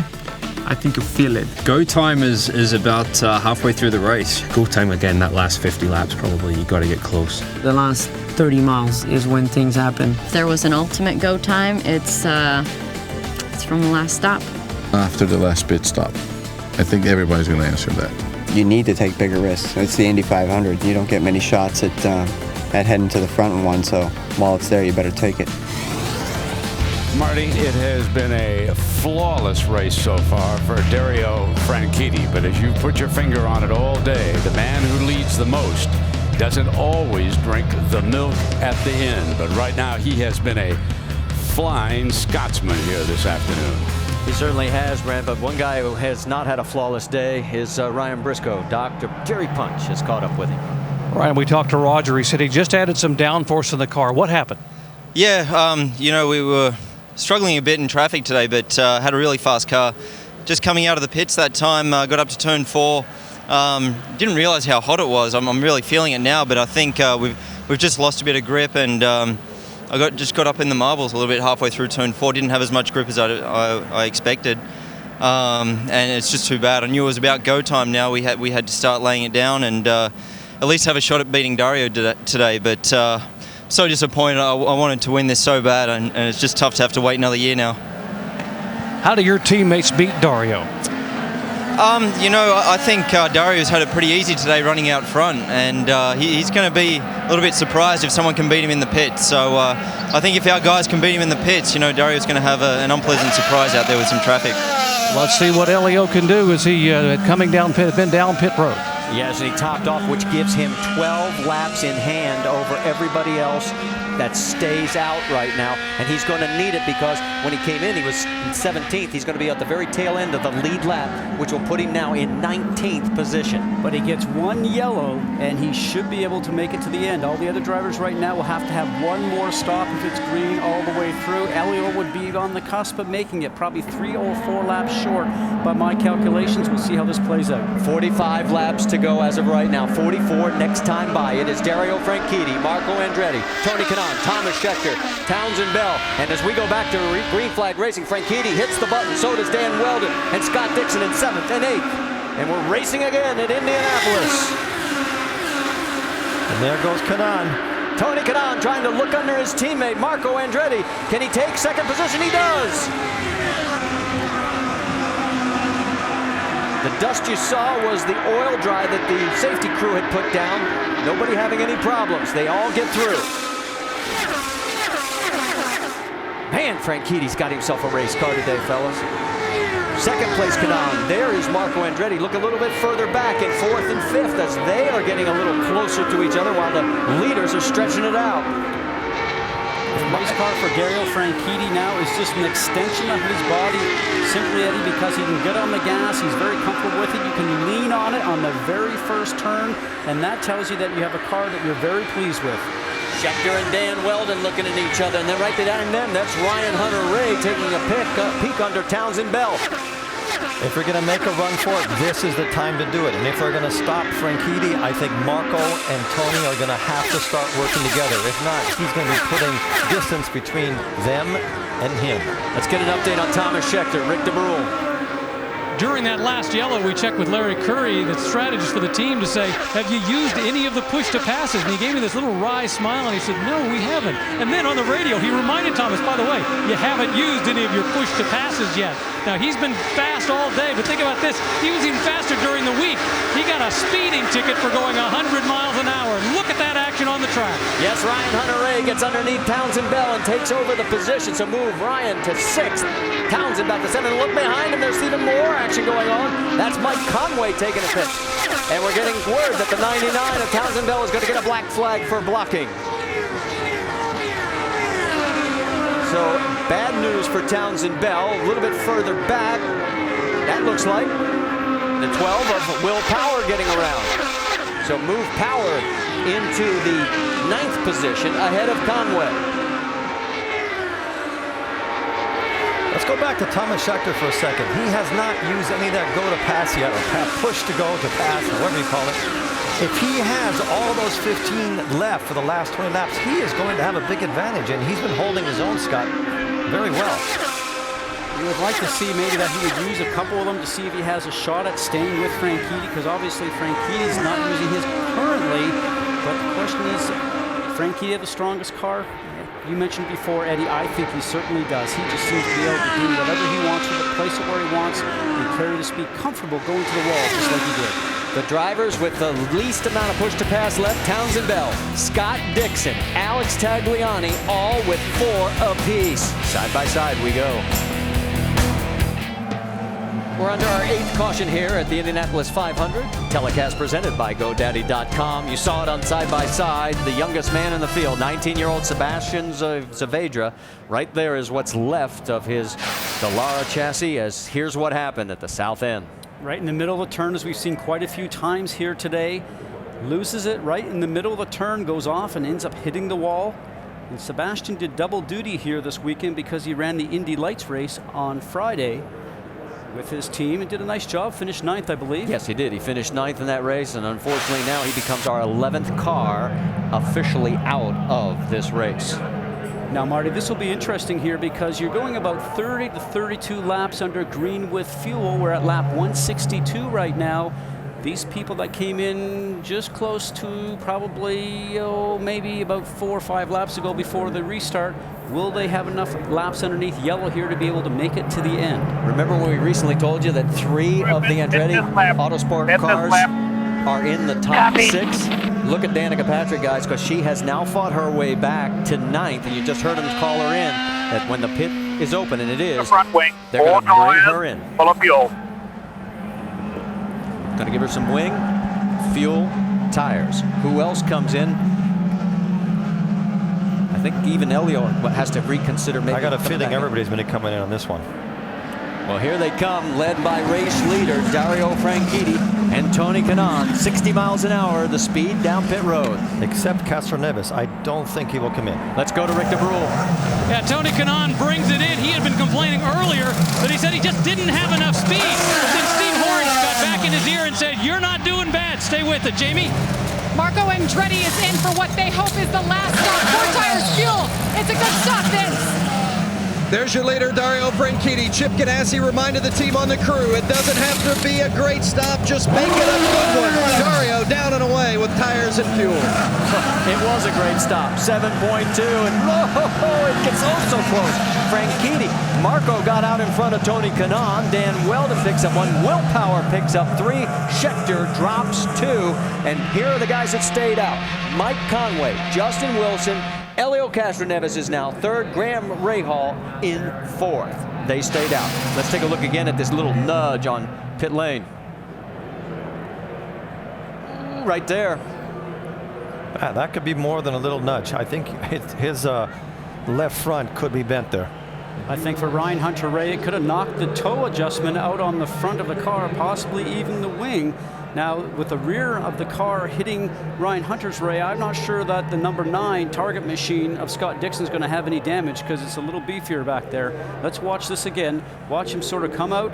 His right rear bumps into the left front of Ryan Hunter-Reay. He was almost going to collect the whole Penske team. And then here is the race off pit lane, and there you can see just how close it is. All right, we're going to go back to side by side. We have 37 laps remaining. We told you the top 4 stayed out. The 2010 Indianapolis 500, telecast presented by GoDaddy.com. Domains, websites, and everything in between. Honda, the engine supplier for the IZOD IndyCar Series. And new Wheaties Fuel. Prepare to win. Back here at the motor racing capital of the world, you saw on side-by-side Will Power having to come back in a second time to change just one tire. Vince Welch is checking on that for us to get us an update on exactly why they came back. He is now last car on the lead lap in 19th. We're getting ready to go back to green. It's Mike Conway, Justin Wilson, Helio Castroneves, Graham Rahal. Green. And you heard it. We're back to green with Dario Franchitti and Marco Andretti, 5th and 6th. This is unfamiliar territory for Franchitti. We're going to find out how good his car is in traffic. He hasn't been in it all day. Look at this, going into the corner. Tony Kanaan, he makes a move. Here comes some more guys. Boy, Mike Conway is just getting swept up. There goes Franchitti. Down the backstretch, Marco Andretti takes a look to the outside of Kanaan. And those two trying to get around Anna Beatrice. Oh, she's in a bad place there. You don't want to be up that high in that corner. Just hang on to it, Anna. She has done a great job today in her rookie appearance here at the 500. Down the front straightaway, here goes Marco underneath her. She gives him the room. He makes the pass. What a learning experience for any rookie that's here for the very first time, though, getting the wheel-to-wheel battle that she just experienced with some of the veterans at Indianapolis. All right, let's go back up front. You've got Mike Conway leading the Indianapolis 500 for the first time in his career. Justin Wilson, Helio Castroneves, who has won it 3 times in 3rd. Graham Rahal and Dario Franchitti is now 4th. Now, Conway last pitted on lap 139. You can see we are working lap 168, so he is definitely going to have to make another stop. Castroneves came in on lap 151. But the yellows can really play an important part here, and we've had quite a lot of those today. And the later you get in the race, the more people get aggressive, and the more aggressive you get, you start taking risks, and accidents will happen. And also remember, we don't have the cockpit adjustable fuel trim for the drivers any longer, so he could not dial back on the knob like he did last year and go from full fuel, say, down to 95 or 94%. He now has to start using situations for himself, like maybe running a higher gear or maybe just easing off the throttle. Let's get an update on the guys running 1st and 2nd. Dr. Jerry Punch. That would be the driver and Ron Bowl teammates of Mike Conway and Justin Wilson. How about this little American team from Indiana that's done it the hard way? 11 years ago with 1 car, 1 engine, and a few volunteers. Now 4 cars in the field, and the top 2 on the podium are theirs. They say they can go to lap 188 to 190, possibly on fuel. If they were to get a yellow, they may make it in the checkered flag, and that would be the upset of upsets here at Indy. Well, Mike Conway is now the 199th different driver to lead here at the Indianapolis 500. He is our 6th different leader today, and we've had 11 lead changes. All right, take a look at the top of your screen. The number you see next to the driver is how many push to pass they have left. You can see Alex Lloyd, for example, with 15, Townsend Bell with only 3. So that gives you an idea as these guys are really starting to burn them up. That is Graham Rahal. Rahal running in 4th. Can he pull off the big upset after being penalized earlier in the race? Now, Castroneves is trying to save all of the fuel he can, because if he gets a break on a yellow, he might be in the running for the end, and he still has some pushes. He has 8 push to pass remaining for Helio Castroneves in that number 3 Penske machine. As we talked about before, Eddie, he doesn't want to use them at any time currently because it will just consume more fuel. And as you mentioned, he's trying to save fuel. So he's pedaling through there right now. As we mentioned, trying to ease off the throttle, going down the straightaway maybe a little sooner than normal, trying to take that draft off the car in front. He's just hoping and hoping you have a situation for a short yellow. Graham Rahal almost had a moment. No, he had a moment. He almost had an accident. Every time you push that button, you're going to go faster. That's true, but you're also going to use too much fuel, and you need it. We don't know what's going to happen as far as the yellows are concerned. All right, let's talk to the man who calls the shots for Helio Castroneves, Tim Cindric.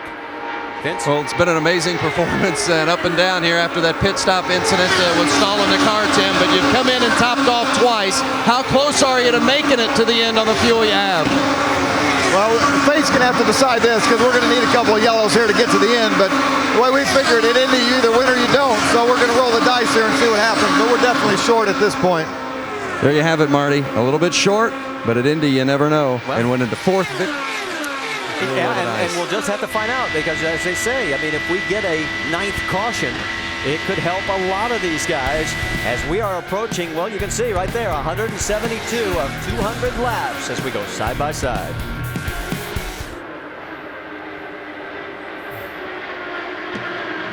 And we welcome you back to the Indianapolis 500. Telecast presented by GoDaddy.com and our aerial coverage brought to you by GoDaddy.com. What a great view from the Helicam of this beautiful 2.5-mile facility as the speeds are flying. And Mike Conway continues to lead. He's only in his 2nd year here at Indianapolis, but in that number 24 machine, he has now led 15 laps, but he has got to pit.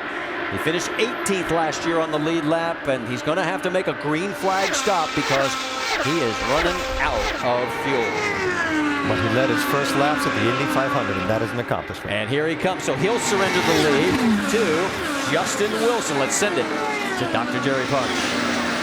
Marty, they were hoping to go about 5 or 6 laps more, but they just couldn't. They did a recalculation on the fuel mileage. He's not getting nearly as good a fuel mileage as his teammate, Justin Wilson. The 26-year-old English driver will come down and make his final stop of the day.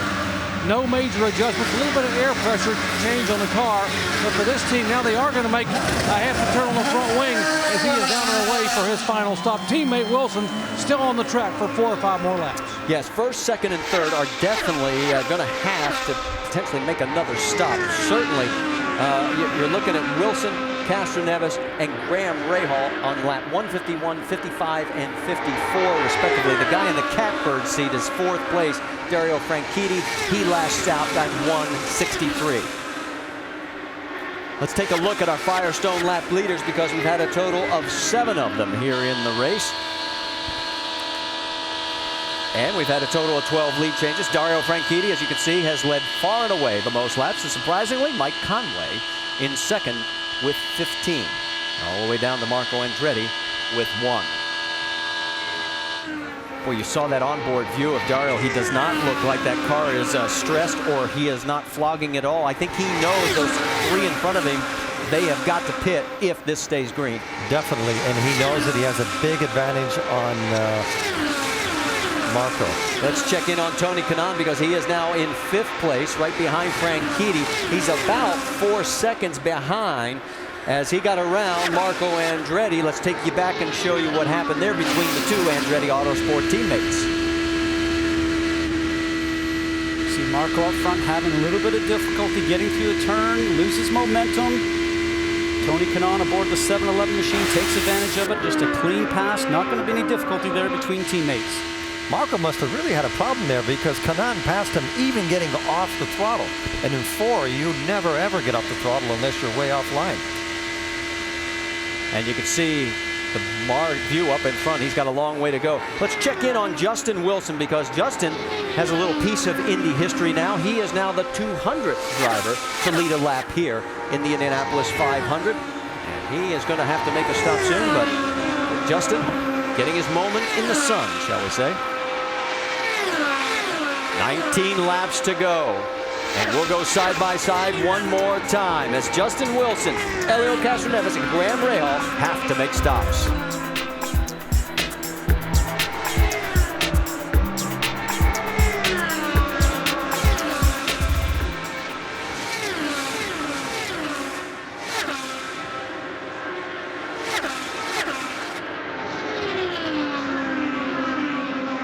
You gotta help me out here. I need 3.8, at least 3.8 or better.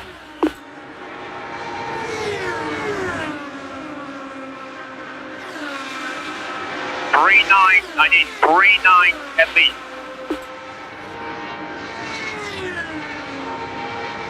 Hey, Eddie. You guys, nothing was wrong with Marco. Kyle Moyer literally told him, you must lift to save us fuel. Told him to get behind Tony Kanaan. He has to save 2 and stay there. Okay, thank you. Yes, we heard that on radio too, where he said he needs 3.9.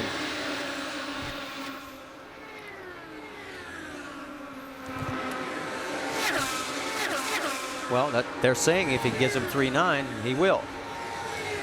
The problem is Dario is, going to be long gone. Yeah, all these guys up front, the three up front, desperately need a yellow. I'm not even sure that Helio would make it even with a caution. Those first couple guys would be right now. Well, I'm wondering why Marco stopped at 163. Dario's sure not slowing down. Maybe that's something we need to toss around. Okay, keep working this. Everybody's in the same boat. They're in 4, so are we now. We're going to get 4 miles to the gallon. Now we're up to 4.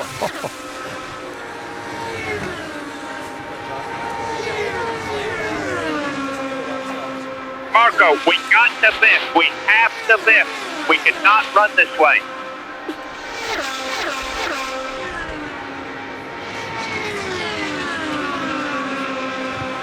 He's using that credit card.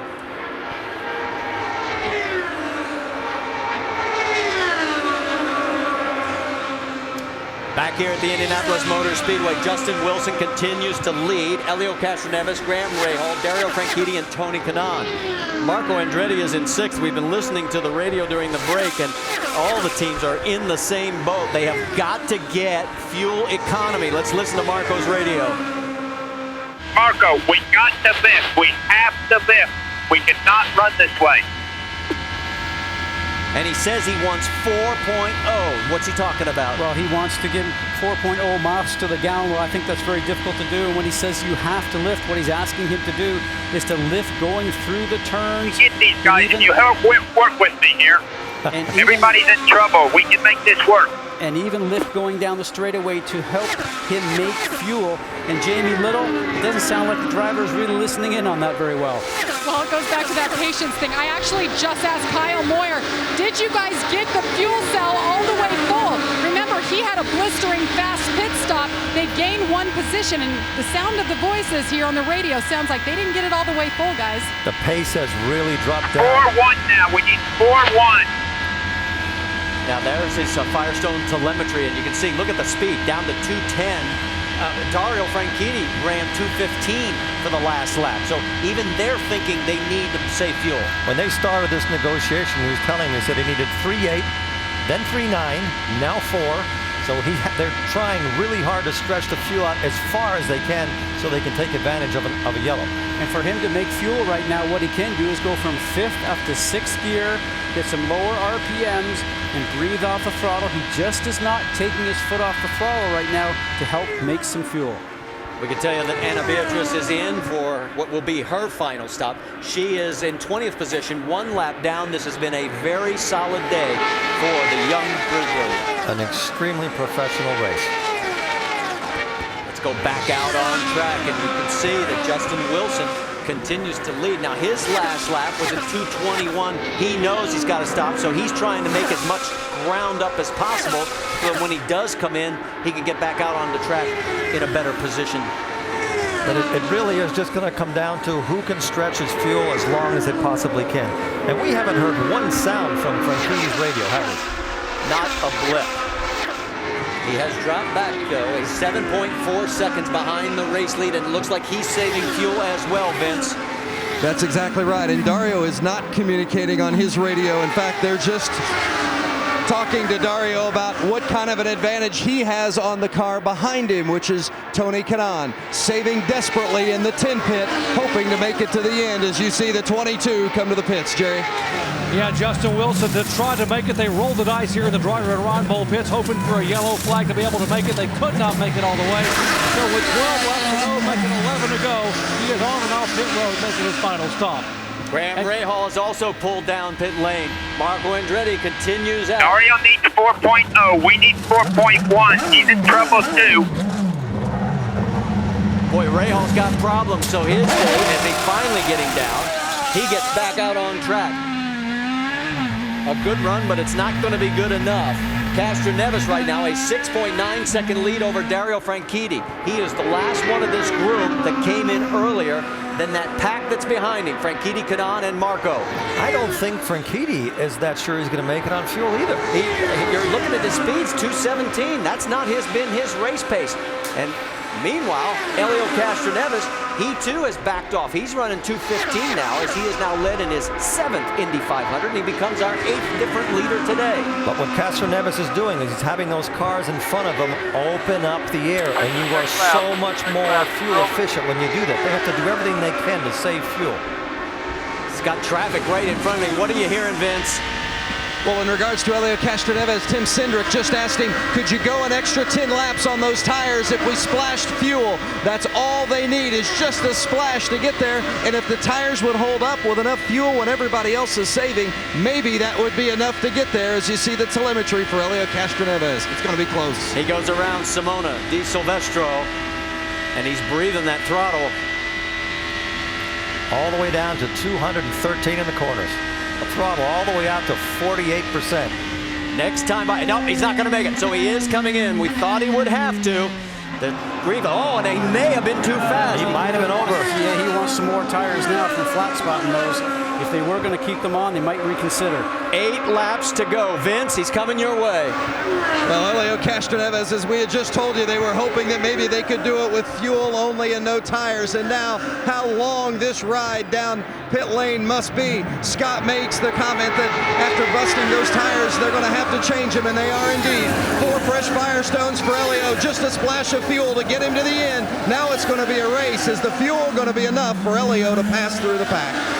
Dario Franchitti will now take over the race lead. He's got Tony Kanaan 1.2 seconds behind him, and both of them are in fuel conservation. They're running 215 and 216. That's Kanaan, the second car in the screen. And he's closing the gap. If Kanaan can get behind Franchitti, again, he's going to start saving more fuel, and Franchitti is going to be burning more, so it's going to be a tight run. Need to help us with the mileage. We need help with the mileage. You hear the call. 1.6 to Kanaan. That 1.6 was a time difference. Ashley Judd, Dario's wife, holding her breath.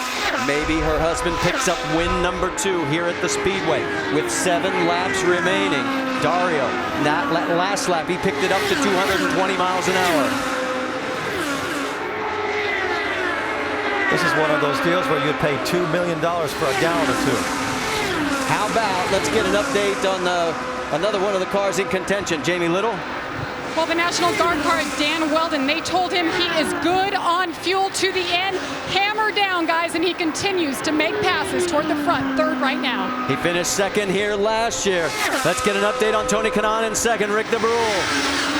Well, they just told Tony Kanaan to speed it up a little bit. He's still in fuel-saving mode, but they think at this point that he's got to be able to get back up behind there. Now think about this. When he won the championship about 5-6 years ago at Fontana, he started from the back of the pack and was able to pull it off and win the championship that way. He's beginning to think it is all or nothing, and this is the way he wants to do it. Now they've just told him he's going to come in for a splash of fuel. 0.3 of a second. Traffic helps, it hurts in both respects. On board with Dario Franchitti. He is trying to get the tow from Simona Di Silvestro. You heard the radio on Tony Kanaan. Fuel, fuel, fuel. They are going to need to splash with 4 laps to go. This time by, the heartbreak for the 11. Can they... Splash and go, careful with the splash. Only 2 gallons, splash and go, splash and go. Scott, you know what this is like, as here he comes, gets his splash. You started 33rd, finished 2nd. He was in 2nd when he came in. And now Dario Franchitti, 4.9 seconds ahead of Dan Weldon. 3 laps to go next time by. But the fuel is in question right now. Has he been able to save enough fuel? Will he make it all the way, or will this be one of these situations where the car coughs possibly in the last lap or even the last turn? It is really difficult to get all the fuel out of a fuel tank like that. You can't count on every little bit coming out of it. There's the gap, as we can show you, to 2nd place, Dan Weldon. They're coming down the front straightaway, so 3 laps remaining.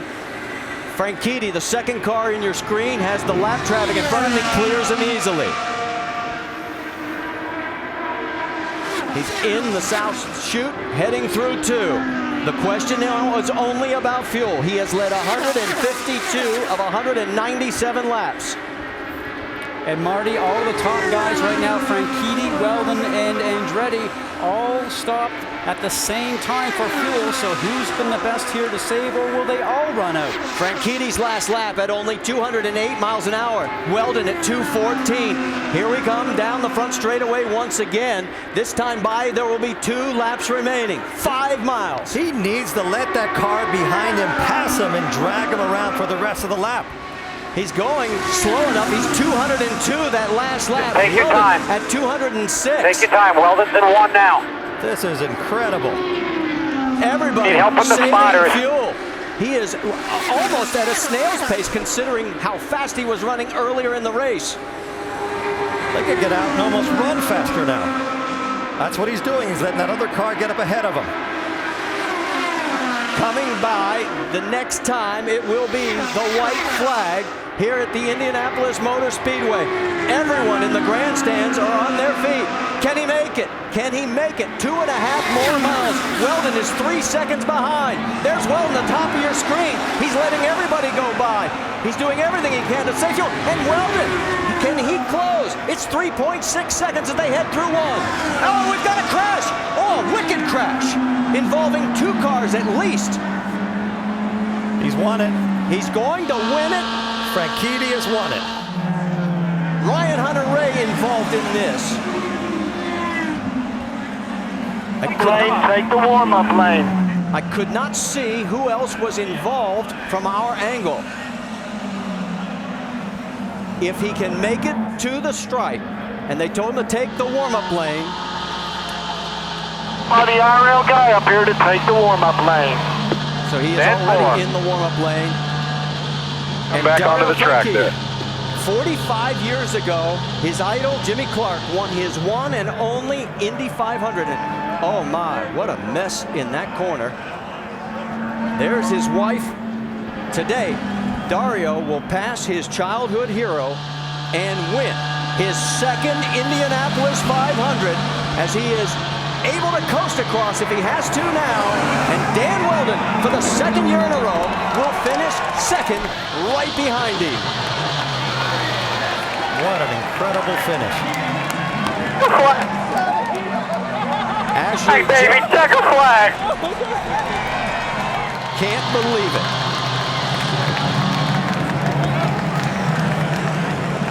Chip has won the Daytona 500. And now the Indianapolis 500. No car owner has ever pulled off that feat in the same year. Way to go, way to go. Has now done it. Oh, my heart starts beating again. 247, you're the man! That is incredible. The report we have is the car that was upside down is the 24 of Mike Conway. We are awaiting word from safety officials that he is okay. The exultation in one side, and there is what's left of Mike Conway's car. And he is still in the car. The safety crew has got his helmet off. All right, let's go back and show you what happened here. And that car is certainly destroyed, but you can see Mike moving inside the car. He's going on the inside of Ryan Hunter-Reay. This reminds me almost of Dan Weldon's crash here in turn 3 and 4 quite a few years ago, and the car is up into the fence, which is almost reminiscent of Kenny Brack's accident at Texas quite a few years ago, guys. Very, very lucky. You know, he was incredibly lucky that he did not go head into that fence. That is a horrible impact. Wow. All right, let's go on board from Helio Castroneves' point of view. See, Mike was trying for some reason to go on the inside. Wow, he almost collected Anna Beatrice. Now from Ryan Hunter-Reay's car. So you can see that he got hit on the inside and up over the top, and you can see Ryan Hunter-Reay moving his hands, and he looks up in front of him and he goes, gosh, I can't believe that. Oh, wow. Oh, so close.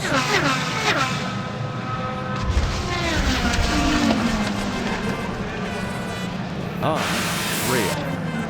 And they are still working on extricating Mike Conway. As soon as we get an update on his condition, we will, of course, pass it on. Let's send it down to Dr. Jerry Punch.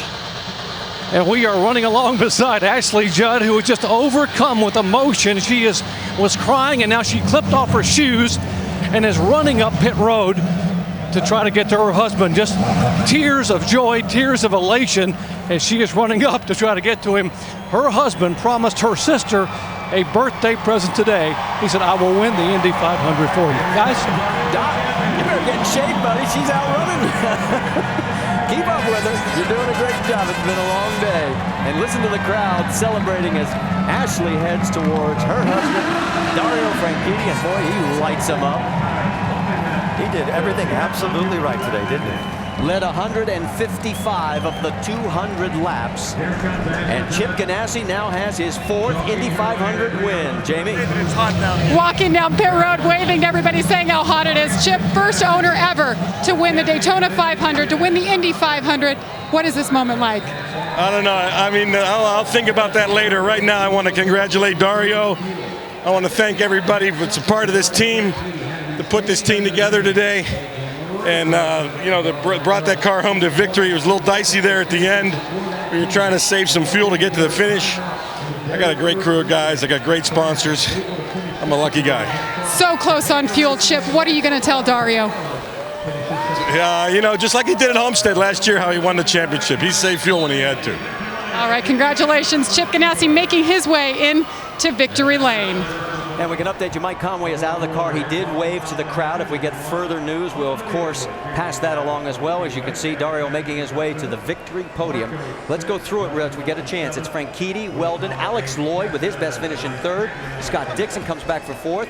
Danica Patrick will finish in 5th. Marco Andretti 6th, Wilson 7th, Power 8th, Castroneves 9th, Tagliani 10th. Let's send it to Vince Welch. What a scene here in Victory Circle at the Indianapolis Motor Speedway. Honda's 100th victory, Chip Ganassi's 4th as a team owner, and the 2nd Indianapolis 500 win for Dario Franchitti, as Franchitti puts on the Firestone hat, being congratulated by his team, and certainly Ashley Judd, his wife, shedding tears, and Dario's tears are tears of joy as he prepares to get out of the race car, and now Chip Ganassi has come over to celebrate. I can tell you guys that Chip Ganassi was on the radio being a cheerleader to this team today, reminding the team on that last pit stop, just be solid. They were better than solid, very fast on that final stop, encouraging them to keep their heads throughout the day. And now Dario making his way out of the car to celebrate.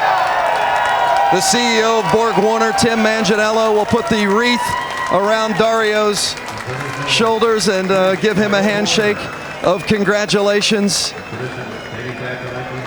Ashley comes in for the kiss. Dario's birthday earlier this month, a little bit of a delayed birthday present, but certainly a celebration will ensue tonight. Remember when Dario won in 2007, and now the Queen comes in, Brooke Dorsett.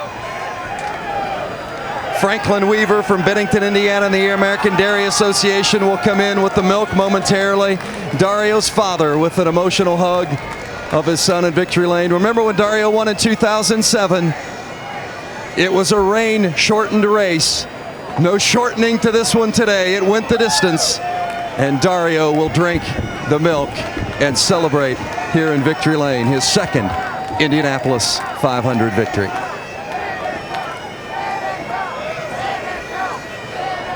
They're going to make him work for it. There's the lid.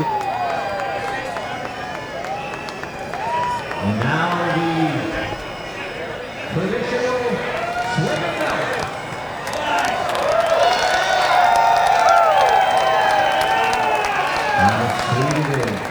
How sweet the milk tastes when you are the winner at the Indianapolis Motor Speedway. And a little clink of the glasses for Dario and Chip. Congratulations. How good did that milk taste, my friend? I was just asking Chip how good it felt to win Daytona and Indianapolis in the same year. He's hugging all the trophies here. I was just thinking this tastes just as good second time. That was, up until 10 laps to go, it was pretty relaxed, and then all hell broke loose with fuel saving and stuff. And the number 10 Target car was the dominant car today. And I've got to thank all these guys and this team, and thank you to the fans for coming out to the Speedway today, and it feels great. Now your voice, the tempo of your voice was really ramped up over those last 10 seconds in your radio communication. How frightened were you that you weren't going to have enough fuel to make it to the end? I just needed to know what the other guys were doing. I was thinking, well, if they're saving more than me, they're doing something very special here. I just needed to know the gap behind, and there was a bit of confusion, and I wasn't getting that gap, and so I had to kind of tell them what I needed. So, man, this means so much. This is, to come back after going away for a year, win the championship, and now win the Indy 500. Thank you to everybody at Team Target, and I'm pretty damn near speechless right now. Dario Franchitti, he has won the Indianapolis 500 for the second time. And the wreath around his neck, you remember when that started? It was 50 years ago with Jim Rathman when he won in 1960. There are 33 orchids and 33 miniature checkered flags. And here it was just a few moments ago as Dario Franchitti finishes winning his second Indianapolis 500 here, and the crew just celebrating and saying, we did it, we dominated, and we did it. And wife Ashley sprinting to give her husband a victory kiss.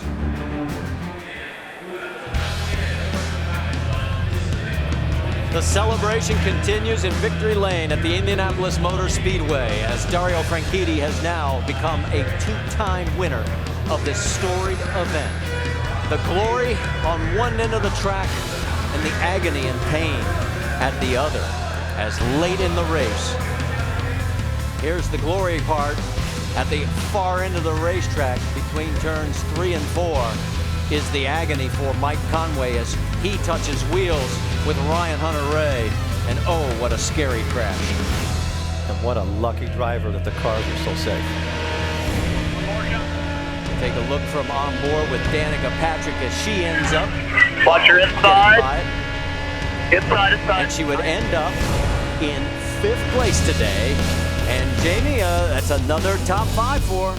It sure is another top 5 for Danica at the Indy 500. You told me how frustrating it's been that you have been on the bottom part of that pylon. This is the highest you have been, Danica. Take us through your roller coaster day. It is, thank you. Congrats to Dario. Good to see him in Victory Lane. He's such a good friend, good guy. Gosh, I knew that the strength of the team was going to be the race running. The GoDaddy car got up front. Every other car got up front. I had faith in that. What can I say? The pit stops were great. They were. I mean, if I kept telling the guys on the radio, if I got as many guys on the track as you got me in the pits, we'd be looking really good. But it was a little tough to pass. But it was between the pit stops and the strategy. This is why we're in the top 5. New strategist, of course, Ziggy on board with you. But Danica, we just watched the onboard from your car, Mike Conway in the fence. What was that like? Oh man, I mean, I don't look. If things happen on the track, they happen, but I hope he's not hurt. I never want to see people hurt. It's never good, because that could just as easily be me one of these other times. So, it's not comforting going underneath a car flipping up in the air. Cars are kind of like footballs out there. You're not sure which way they're going to go and swing and loop. So, I got through it, and but I hope they're okay. It's never good when people are upside down and doing cartwheels. So, well, Mike Conway is okay. He's just complaining of foot pain as of now. But Danica, you've been faced with some adversity this month. You've gotten some boos from the fans, and I hear a bunch of people here cheering. Danica, what has that been all about? Oh, it's been an exciting month. I've been booed for, largely for the first time. I've been booed before. Don't get me wrong, but yeah, I didn't say the right thing after qualifying, and I reassured all my guys that it wasn't them I was talking about. It was just. It's hard when you're on the outside looking in to hear comments like that, and so I can't say those things for those who don't know the situation, things like that sound wrong. So I apologize. And at the end of the day, the race is what matters, and got a top 5. And Jamie, I'm a little relieved. And all is forgiven on the team side, we might add. Thank you, Danica. Fantastic job. Let's go over to Rick. Standing by with Dan Weldon, who finished second, and I'm looking at a wily veteran here. You were on the same fuel strategy basically as Dario Franchitti, but you had more fuel at the end. How? Well, you know, first and foremost, I got to thank, the National Guard for giving me the honor of driving their race car. It's truly a pleasure, especially on Memorial Day weekend. I think, hopefully that put a smile on all the soldiers' faces out there that are out in Iraq and Afghanistan and, across the globe, because it's truly very touching to drive their car. And, they've been a great supporter of me and everybody at Panther Racing. But I was on the same strategy as Dario, but I'm going to... I was very disciplined for once in my life. I could hear the team screaming at me to save fuel, but I had a feeling that they were telling me a story when they said I was comfortable at the start of that stint. And I took it upon myself to save a lot early on, just because I could see the fuel number and I could see the amount of laps left. And, I just was saving and saving and saving. And then it got to the point where everybody slowed down, but I kept staying the same pace. And I could see him at the end, but when they were screaming at me, I just backed it off. And unfortunately, I should have kept going, because I had fuel in the car when it came into the pits. But an excellent job. I want to thank Honda and Firestone. I should thank my wife too, because I've been tough to deal with. This is such a great race. There's so many fans here.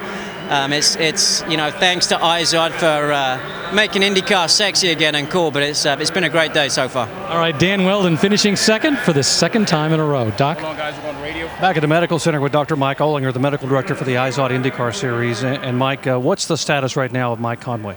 Mike Conway never lost consciousness. He's been awake and alert ever since the crash. He does have an orthopedic injury to his right leg that's going to require evaluation and treatment at Methodist. We're going to fly him to Methodist just because of the traffic situation, and because it's a non-time critical thing. We can get him stabilized here, then load him into the helicopter and fly him off. Thank you, Mike. You bet. A great report. Mike Conway, awake, alert, stable, going by helicopter only because of traffic, but he has dodged a big-time bullet here. You better say that again, Doc. That was an unbelievable crash. And there is Dario, along with wife Ashley, team owner Chip Ganassi, as they're climbing into the pace car, and they'll take the victory lap around this 2.5-mile Storied Oval. And we mentioned the fact that history was made. Remember earlier this year when Jamie McMurray took the checkered flag first at Daytona? Well, of course, Chip Ganassi, an owner of that team. And there is the Harley Earl Trophy. This is the first time the Harley Earl has ever been away from Daytona. It's here this weekend. And it's side by side with the Borg Warner. And guess who brought it home? Dario Franchitti for his owner, Chip Ganassi. The 2010 Indianapolis 500. Telecast presented by GoDaddy.com. Domains, websites, and everything in between. Firestone, the first name in Indy racing. IZOD, the IZOD IndyCar. Fastest seat in sports. And Apex Brazil, the Brazilian trade and investment promotion agency. Well, Dario Franchitti becomes the 8th driver with at least 2 wins. He joins a group of Tommy Milton, Bill Vukovich, Roger Ward, Gordon Johncock, Emerson Fittipaldi, Al Unser Jr., and Ari Leyendijk. And let's talk to the man who was trying for 4, Vince. Yeah, our day started with the conversation about winning a 4th Indianapolis 500 for Helio Castroneves. It wasn't to be today. A tough day at the office, and I know you had a handful of a race car early, but let's talk about the pit stop where the car stalled on exit. What happened? Well, as I said, this is a place that the team and driver makes less mistakes wins, and certainly we make one crucial mistake. I made one crucial mistake and leaving the pits, and the guys did an incredible job all month long, and I let it stall right lap 150, and those things, especially on that, is crucial. So put us on the back to see a great strategy. He ended up trying to save us a little bit, which in fact finished in the top 9. But I have to recognize Dario was incredible. He was so fast. So well done, Target Ganassi. You guys did it well. Thank God at least Will and I finished in the top 10. A shame, Ryan, but let's go for next one. Helio Castroneves, he's 9th today. Rick? Standing by with Tony Kanaan, you didn't get the finishing position you wanted, but you still have to be impressed with how far you came today. Oh, definitely. I gotta thank the whole 7-Eleven crew. Those guys pass as much cars as I pass on the racetrack in the pit. So great job. I mean, the fans were great with me. I think I felt like I had won the race. Now let's talk about, you were behind Dario for so long. If you'd had enough fuel to make it to the end, and he had, would you have been able to catch him? Did you have a car that was fast enough? Let me put it this way. The best car and the best driver today won the race, and was fair enough. I don't think our results were fair enough, but that's the way it is. What's important is the winner of this race had the dominant car and won the race today. All right, Tony Kanaan coming all the way from the back and came so very close. Jamie? And Marco Andretti, 6th on the board, but he's telling me you think you finished 3rd, Marco. What happened on that last lap? It's a pretty well-written rule. You can't pass under yellow. I mean, I'm talking to my team saying, well, we tried, good job, and next thing I know, people were just passing me. So we're under our own power, so I don't know what to say. I mean, it's pretty blatant. They all just blew by me. Frustrating end to Marco Andretti's day. He brings it home 6th. Let's go to Marty. All right, thank you very much, Jamie. Quick final thoughts, guys. Well, we talked at the very beginning of the show that the team that will win here today will be the driver and the crew that does not make a mistake, and I think we saw that today with Dario. I agree totally. Dario was dominant. He made fuel when he had to, and he was always fast. It's right that he won. So as we watch Dario Franchitti continue to make the victory lap around the 2.5-mile storied oval, which is the Indianapolis Motor Speedway, we saw a truly dominant performance, 155 laps led of the 200 by Franchitti. We had a total of 8 different leaders with 14 lead changes. And as we pointed out throughout the course of the day, it was pit lane where the race really was decided for a lot of these teams. In a negative manner, that's where they lost it. But Franchitti was impeccable, and his team was impeccable. So how do you think Chip Ganassi feels winning both trophies in the same year, being Daytona and Indy? Well, certainly he's on a high right now, Marty, and he will take that and use that as motivation over the next couple of days. But these guys are well aware that they're off to Texas next weekend, a very tough high bank 1.5-mile track, and they're chasing a championship from here on forward. Well, you mentioned the fact that they're heading for Texas next. Of course, that will be on Versus, and we have 2 more of our events on the IZOD IndyCar Series. Our next date will be Sunday, July 4th. That's right, July 4th weekend, 3:30 Eastern on ABC. And we hope we'll see you then. A storied course there. What a great road course where Formula One used to race.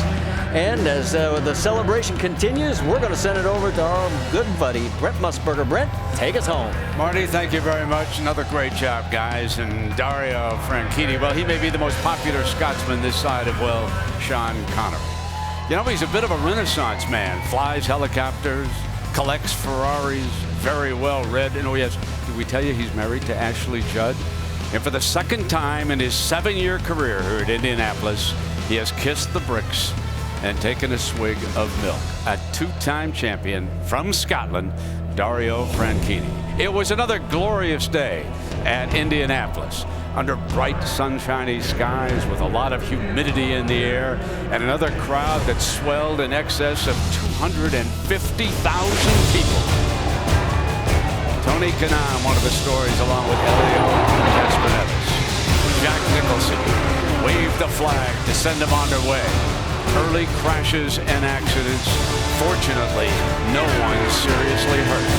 And here today, Dario Franchitti wins the Indy 500 for the 2nd time. So long, everybody.